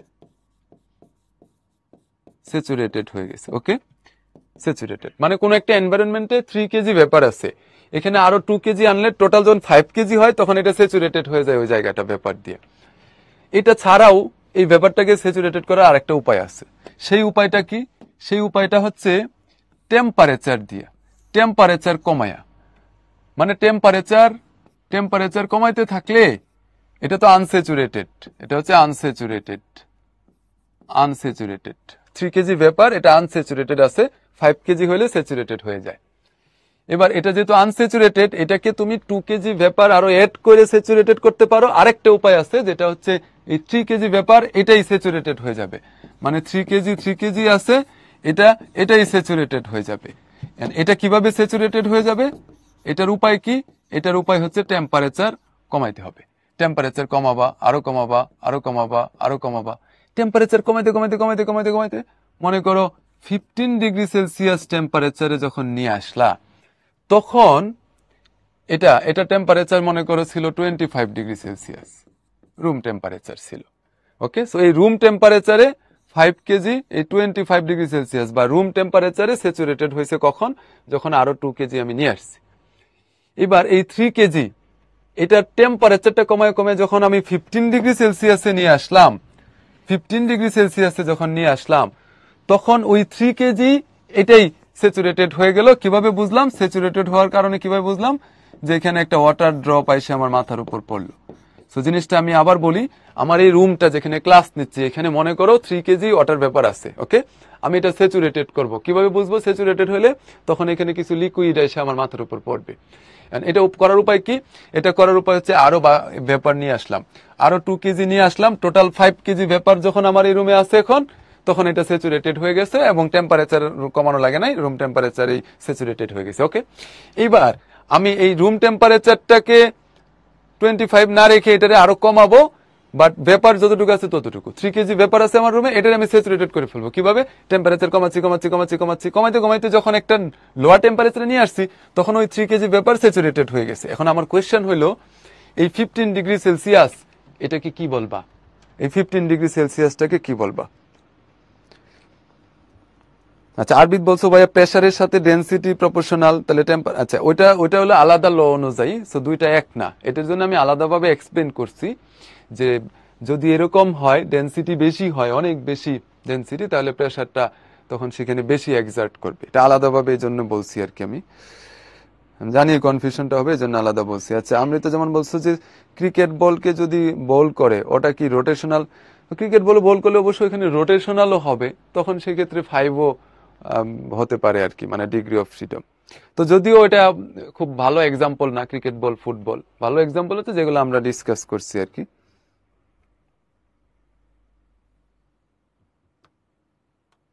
আচ্ছা, আমৃতা জামান হচ্ছে আর যেটা বলতে চাচ্ছি আমি, আর হচ্ছে ওটা রিলেশন, যেমন হাইড্রোজেন হাইড্রোজেন, হ্যাঁ দুইটা একটা রিলেশন, নাইট্রোজেন নাইট্রোজেন একটাই রিলেশন। ওকে, বাট রিলেশনটা ডবল বন্ড হতে পারে, ট্রিপল বন্ড হতে পারে। সো আর দিয়ে বন্ড বোঝাচ্ছি না, রিলেশন। কেউ যদি মনোঅ্যাটমিক হয় তাহলে সিঙ্গেল, আর কোনো রিলেশন নাই। ওজোন গ্যাস এর 3টা রিলেশন। আচ্ছা, ভেরি গুড। অনেকে বলতেছো তোমরা ডিউ পয়েন্ট, এটা কি বলা হয়? Dew point. তার মানে এখন ঘটনা হইলো যে উইন্টারে স্যাচুরেটেড হয়ে যায় কেন? উইন্টারে কেন এই ডিউ টিউ এগুলো আমাদের মাথার উপর পড়ে? উইন্টারে তো অত ভেপার নাই, ভেপারের দরকার নাই, উইন্টারে ওই অতটুকু ভেপার দিয়েই স্যাচুরেটেড হয়ে যায়। ওকে, এবার এইটুকু কনসেপ্ট আমার এখানে হেল্প করবে এটা বুঝতে গেলে। এবার খুব মনোযোগ দিয়ে খেয়াল করো। সেটা হচ্ছে, প্রথম কাজ হচ্ছে হিউমিডিটি জিনিসটা কি। হিউমিডিটি আসলে কি? যে আমাদের অ্যাটমসফিয়ারে কতটুকু ওয়াটার ভেপার আছে এটা আইডেন্টিফাই করি বা এটা এক্সপ্রেস করি যে টার্মটা দিয়ে, সেটা হচ্ছে হিউমিডিটি। হিউমিডিটি বেশি মানে হচ্ছে ওয়াটার ভেপার বেশি। ওকে, তো হিউমিডিটি দুই রকম হতে পারে, অ্যাবসলিউট হিউমিডিটি আর একটা হচ্ছে রিলেটিভ হিউমিডিটি। এখন অ্যাবসলিউট হিউমিডিটি এর ইউনিটটা কি? ইউনিটটা হচ্ছে কেজি পার মিটার কিউ। এটার মানে কি? যেমন মনে করো কোথাও অ্যাবসলিউট হিউমিডিটি হচ্ছে 10⁻³ কেজি পার মিটার কিউ। এর মানে কি? এর মানে পার মিটার কিউব ভলিউমে, পার মিটার কিউব ভলিউমে 10⁻³ কেজি ওয়াটার ভেপার আছে। মানে অ্যাবসলিউটলি পার মিটার কিউতে কত কেজি ভেপার আছে, এটাই হচ্ছে অ্যাবসলিউট হিউমিডিটি। ওকে, আর রিলেটিভ হিউমিডিটির যে ব্যাপারটা, এটা এই 3টা লাইন, 1 2 3 এটা বোঝা একটু ঝামেলা, কিন্তু এটা খুবই সহজ হয়ে যাবে যদি এইটুকু তোমরা মাথায় রাখো। আমি যে এক্সাম্পলটা দিছি এখানে জাস্ট এটা চিন্তা করো যে এই স্মল এফ, এটার মানে কি, স্মল এফটার মানে হচ্ছে যতটুকু ওয়াটার ভেপার আছে 3 কেজি, এই 3 কেজিটাই স্যাচুরেটেড হয়ে গেছে, জাস্ট টেম্পারেচারটা কমাইছি। এই জন্য এই এফ এর নামটা কি, যে স্যাচুরেটেড ভেপার প্রেসার এট ডিউ পয়েন্ট। ওকে, তো এই এফ এর জায়গায় তুমি বসাও 3, মানে আমার এই এক্সাম্পলের 3 বসাও। আর এই ক্যাপিটাল এফটা কি, সেটা হচ্ছে রুম টেম্পারেচারে স্যাচুরেটেড, এন্ড রুম টেম্পারেচারে স্যাচুরেটেড করলে ভেপার প্রেসারটা বাড়ানো লাগবে, আরো বেশি ভেপার লাগবে। এখানে বসাও 5, সো এখানে 3 আর এখানে 5 বসাও। এবার তাহলে জিনিসটা খুবই ক্লিয়ার হয়ে যাবে। ওকে, আর মূল কথা যেটা, যে অ্যাবসলিউট হিউমিডিটির ব্যাপারটা তো বুঝছো, পার কিউবিক মিটারে কত কেজি ওটার ব্যাপার আছে। রিলেটিভ হিউমিডিটি এটাকে আমরা এরকম পার্সেন্ট আকারে এক্সপ্রেস করি, যেমন মনে করো রিলেটিভ হিউমিডিটি 60%, এটার মানে কি, এটার মানে হচ্ছে এখানে 3 আর এখানে 5 হলে 60% হয়। তো 60% এটার মানে কি, এটার মানে আমি যদি বলি আমার এই রুমের রিলেটিভ হিউমিডিটি 60%, এর মানে হচ্ছে যে আমার এই রুমে যতটুকু ওয়াটার ভেপার থাকলে স্যাচুরেটেড হয়ে যাবে তার 60% আছে। যেমন মনে করো রিলেটিভ হিউমিডিটি 100%, এটার মানে হচ্ছে আমার এই রুমে যতটুকু ওয়াটার ভেপার থাকলে রুমটা ওয়াটার ভেপার দিয়ে স্যাচুরেটেড হয়ে যাবে তার 100% আছে। তার মানে কি, মানে এটা অলরেডি স্যাচুরেটেড। ওকে, রিলেটিভ হিউমিডিটি 30%, এটার মানে কি, মানে হচ্ছে স্যাচুরেটেড করতে যতটুকু ওয়াটার ভেপার দরকার তার 30% আছে, আর 70% থাকলেই এটা স্যাচুরেটেড হয়ে যাবে। এটা এভাবে আমরা হচ্ছে রিলেটিভ হিউমিডিটি দিয়ে একটা আইডিয়া পাই যে 50% রিলেটিভ হিউমিডিটি, তার মানে যতটুকু ওয়াটার ভেপার আছে আর অতটুকু থাকলে একদম স্যাচুরেটেড হয়ে যাবে। ওকে, আচ্ছা, এবার সাম রিয়েল ইভেন্টস রিলেটিং হাইগ্রোমেট্রি। তো হাইগ্রোমেট্রি অ্যাকচুয়ালি কি, হাইগ্রোমেট্রি হচ্ছে ওই হিউমিডিটির সায়েন্স হচ্ছে হাইগ্রোমেট্রি। যেমন হিউমিডিটি মেজার করি আমরা কি দিয়া, হাইগ্রোমিটার দিয়া। তো সেই হাইগ্রোমেট্রি রিলেটেড বা হিউমিডিটি রিলেটেড কিছু ব্যাপার, এটা খুবই ইন্টারেস্টিং ব্যাপারগুলা, অনেকে আমরা জানি, আবার একটু রিকল করি। দেখো, number 1, why dews are found to form in cloudless night then in cloudy night. এখানে ডিউ ফরমেশনের জন্য কি দরকার, ডিউ ফরমেশনের জন্য কি দরকার, এই যে ওয়াটার ড্রপটা যেখানে পড়লো, হ্যাঁ, এটাই কি, এই যে ওয়াটার ড্রপ পড়লো লিকুইড, এটাই হচ্ছে ডিউ। ওকে, তো ডিউ কি, ডিউ হচ্ছে ওয়াটার ড্রপ, আর ডিউ পয়েন্ট হচ্ছে টেম্পারেচার, যে টেম্পারেচারে এই ওয়াটার ড্রপটা বা ডিউটা পাচ্ছি, মানে আনস্যাচুরেটেডটা স্যাচুরেটেড হয়ে গেছে। এবার ওখানে কোয়েশ্চেনটা ছিল যে ডিউ কেন এই কোন এনভায়রনমেন্টে, ওই ক্লাউডলেস এনভায়রনমেন্টে বেশি ডিউ পড়ে এটা। সো ক্লাউডলেস যদি হয় তাহলে কি হয় জানো, ক্লাউডলেস এনভায়রনমেন্টে তো তোমার এই আমাদের যে প্ল্যানেট, আমাদের আর্থ, যদি ক্লাউডলেস এনভায়রনমেন্ট থাকে তখন এটা রেডিয়েট করে, হিট রেডিয়েট করে খুব তাড়াতাড়ি এটা লোয়ার টেম্পারেচারে চলে আসে, টেম্পারেচারটা ফল করে, আর টেম্পারেচার যত ফল করবে তত বেশি প্রবাবিলিটি যে ডিউ পড়ার। ওকে, সো টেম্পারেচারটা কমে, এটাই কারণ। আচ্ছা, এরপরের লাইন দেখো, এই কথাগুলো এখানে লেখা আছে যে cloud is a bad conductor of heat, so heat can not transfer from the ground by radiation, so earth surface does not cool and dews do not form, but cloudless থাকলে খুব সহজেই আমাদের আর্থটা কুল হয়ে যায়, টেম্পারেচারটা কমে যায়, ইজিলি ডিউ পড়ে। Wet clothes dry up more quickly in winter. আচ্ছা, উইন্টারে আমাদের এনভায়রনমেন্টে ওয়াটার ভেপার কম থাকে, এই জন্য ওই ওয়েট ক্লথস থেকে ভেপোরাইজেশনটা বেশি হয়, এটাই, আর কোনো ব্যাপার নাই এখানে। Number 3, why does a dog run keeping the tongue open in a hot day. আচ্ছা, ডগের ব্যাপারটা কি, তার আগে আমাদের ব্যাপারটা বলি। আমাদের যখন অনেক বেশি গরম লাগে তখন আমাদের হাইপোথ্যালামাস কি করে, ওই আমাদের যে সোয়েট গ্ল্যান্ড গুলো আছে সেগুলোর সিক্রিশন বাড়ায় দেয়। তখন সোয়েট গ্ল্যান্ড থেকে যে সোয়েটটা, ওটা তো লিকুইড, এটা ভেপার হয়ে এনভায়রনমেন্টে চলে যায়, আর এটা যখন ভেপার হয় তার জন্য তো লেটেন্ট হিট লাগবে, সেই হিটটা আমার বডি থেকে নিয়ে যায়, সো আমার বডিটা কুল হয়ে যায়। এইভাবে হাইপোথ্যালামাস আমাদেরকে ঠান্ডা করে। এখন এই ডগের ব্যাপারটা কি, এদের এই সোয়েট গ্ল্যান্ড এই কাজ করে না, এদের এই কাজ কে করে, এদের এই কাজ করে স্যালাইভারি গ্ল্যান্ড। তো স্যালাইভারি গ্ল্যান্ড কি করে, ওই স্যালাইভা সিক্রেশনটা বেড়ে যায়, সিক্রেশন, তখন ওই স্যালাইভাগুলা ওই ডগের বডি থেকে হিট নিয়ে ভেপোরাইজড হয়ে এনভায়রনমেন্টে চলে যায় এবং ডগটা কুল হয়। এই জন্য সে কি করে, ওই যে হা করে ঘুরে বেড়ায়, জিব্বাটা বের করে ঘুরে বেড়ায়। জিব্বাটা বন্ধ করলে কি হবে, ওই ভেপোরাইজেশনটা হয় না, ঠান্ডা হতে পারে না। সো আল্লাহর কাছে লাখো শুকরিয়া যে আমাদের সোয়েট গ্ল্যান্ড এই কাজটা করে, আমাদের স্যালাইভারি গ্ল্যান্ড এই কাজ করলে তখন আমরা জিব্বা বের করে গরমের দিনে ঘুরে বেড়াইতাম। Number 4, why does one feel comfortable when air from a fan touches his sweating body. কারো সোয়েটিং বডিতে যদি এরকম এয়ার ফ্লো থাকে তখন বডির আশেপাশে যে ওয়াটার ভেপারগুলো আছে সেই ভেপারগুলো চলে যায়, তখন বডি থেকে ওই সোয়েট গ্ল্যান্ড যে লিকুইডটা, সোয়েটটা, এটার ভেপোরাইজেশনটা খুব ইজি হয়, খুব ইজিলি এখান থেকে চলে যায়। মানে আমার বডির সোয়েট গ্ল্যান্ডের সোয়েটটা ভেপার হইয়া এনভায়রনমেন্টে যাবে। এখন আমার আশেপাশে যদি ওয়াটার ভেপার ঘুরঘুর করতে থাকে তাহলে এটা ঝামেলা না। সো ওয়াটার এয়ার ফ্লোটা যদি থাকে, ফ্যান যদি ঘুরতে থাকে, তখন ওই ওয়াটার ভেপারগুলো আশেপাশ থেকে দূরে যায়, তখন ওয়াটার ভেপারটা আমার বডি থেকে, লিকুইডটা বা সোয়েট গ্ল্যান্ড থেকে ভেপোরাইজেশনটা বেশি হয়। আচ্ছা, নাম্বার 5, তার মানে এটার অ্যান্সার কি? ভেপোরাইজেশন বেশি হয়। Okay, in winter season skin, lips etcetera gets, এটার ব্যাপারটা কি? আমরা উইন্টারে কেন আমরা লিপ জেল এটা সেটা ব্যবহার করি? কারণ হচ্ছে উইন্টারে এনভায়রনমেন্টে ওয়াটার ভেপার অলরেডি অনেক কম থাকে। ওয়াটার ভেপার কম থাকার কারণে আমাদের বডি থেকে ওয়াটার খুব ইজিলি ভেপোরাইজড হয়ে বাইরে চলে যাচ্ছে, আমরা ডিহাইড্রেটেড হয়ে যাচ্ছি। এই জন্য আমরা কি করি? লিপ জেল বা এটা সেটা ব্যবহার করি, জাস্ট ভেপোরাইজেশনটা প্রিভেন্ট করার জন্য। ওকে, আচ্ছা, determination of dew point and relative humidity. আচ্ছা, এখানে ডিউ পয়েন্ট বা রিলেটিভ হিউমিডিটির ব্যাপার থেকে যে প্রশ্ন হতে পারে, দ্য ইনস্ট্রুমেন্টের নাম, the instrument which is used for the determination of relative humidity is called hygrometer. তাহলে এই হাইগ্রোমিটার নামটা মনে রাখবা, হাইগ্রোমিটার। ওকে, হাইগ্রো মানে ওয়েট আর মেট্রন মানে মেজারমেন্ট, মানে ওয়েট মেজার করে, মানে বাতাসে বা এয়ারে কতটুকু ওয়াটার আছে সেটা মেজার করে হাইগ্রোমিটার। সো কি কি নাম? Wet and dry bulb hygrometer, dew point hygrometer, chemical hygrometer and hair hygrometer. So এই কয়েকটা নাম মনে রাখা লাগবে, আর কোনো কাজ নাই এখানে। আর একটা কাজ হচ্ছে যে এই হাইগ্রোমিটারটা, এটা হচ্ছে wet and dry bulb hygrometer. এই হাইগ্রোমিটারে দুইটা থার্মোমিটার থাকে। কয়টা থার্মোমিটার থাকে? দুইটা। এই একটা থার্মোমিটার, এই একটা থার্মোমিটার। এই যে থার্মোমিটারটা, এই থার্মোমিটারটা এটা ওয়েট থাকে, এখানে একটা ভেজা কাপড় টাপড় থাকে এবং এখানে একটা লিকুইড থাকে, তো এটা ওয়েট থাকে। সো এটা যে ওয়েট থাকে, তো এটা টেম্পারেচারটা ভেরি করে। মানে এনভায়রনমেন্টে যদি বেশি ভেপার থাকে বা কম ভেপার থাকে তাহলে এটার টেম্পারেচারটা আপ ডাউন করে। কেন? কারণ এনভায়রনমেন্টে কম ভেপার থাকলে এখান থেকে ভেপোরাইজেশনটা বেশি হয়, এটা বেশি ঠান্ডা হয়, তখন এটা টেম্পারেচার ফল করে। সো তোমার যেটা মনে রাখা লাগবে, যেটা মাথায় রাখা লাগবে, যেটা নোট বা শর্টকাট টেকনিক যেটা, সেটা হচ্ছে এই দুইটা থার্মোমিটারের যে টেম্পারেচার ডিফারেন্স, হ্যাঁ, is inversely proportional to water vapor, the water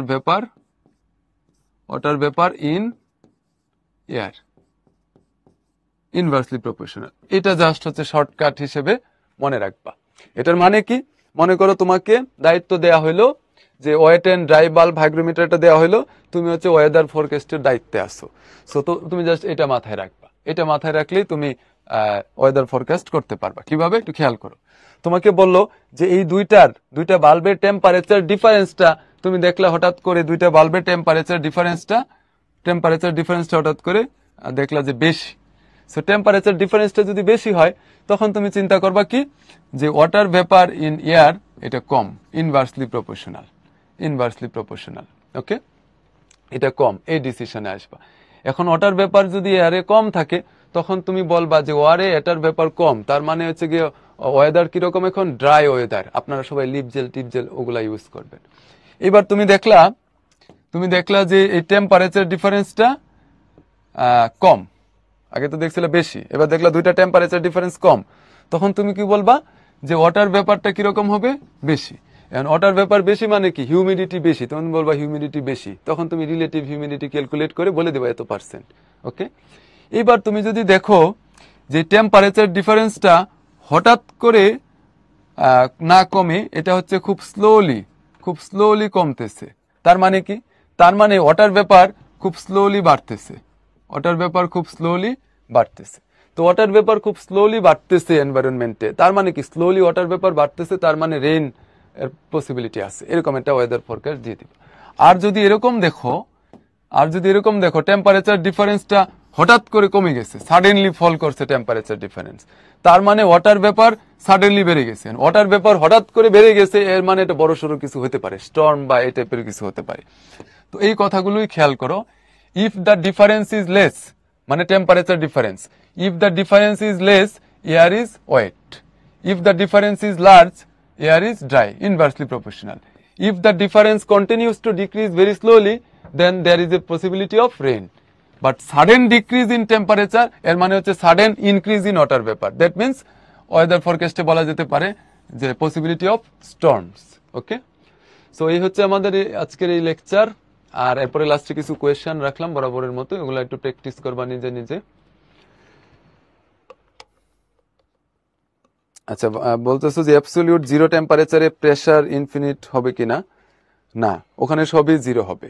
pressure, volume সবই জিরো হবে। এখন প্রেসার যে জিরো হবে এটা আমরা হচ্ছে ওই চার্লস ল থেকে বুঝতে পারি। চার্লস ল থেকে। চার্লস লটা কি? চার্লস লতে প্রেসার না, চার্লস ল না, ওই রেনল্ডস ল থেকে বুঝতে পারি। রেনল্ডস লটা কি? রেনল্ডস লটা হচ্ছে P is equal to P theta, P not plus P not theta by 273। So ওখানে থিটার জায়গায় যদি মাইনাস 273 বসাও তাহলে দেখবা কি আসতেছে? জিরো আসতেছে। সো প্রেসারও জিরো, ভলিউমও জিরো, সবই জিরো, সবগুলাই জিরো, অ্যাবসলিউট জিরো টেম্পারেচারে। ওকে। আচ্ছা, ফারদিন বলছো ক্লাসের লাস্টের যে কোয়েশ্চেন থাকে এগুলা মাস্টার বুকে পাবা কিনা? ক্লাসের লাস্টের কোয়েশ্চেন গুলো আমরা দেই আসলে কোত্থেকে? ওই প্র্যাকটিস বুক থেকে। প্র্যাকটিস বুক থেকে কিছু কোয়েশ্চেন এখানে সিলেক্ট করে দিয়ে দিই, যাতে ক্লাস শেষে সাথে সাথে কিছু প্র্যাকটিস করতে পারো। প্র্যাকটিস বুকের প্রতি যাতে একটু ইন্টারেস্ট তৈরি হয়, যে ওখানে কোয়েশ্চেন গুলো যাতে সলভ করে, এটাই, এছাড়া আর কোনো কাজ নেই। আচ্ছা, তাহলে ধন্যবাদ সবাইকে, ভালো থাকো, আসসালামু আলাইকুম।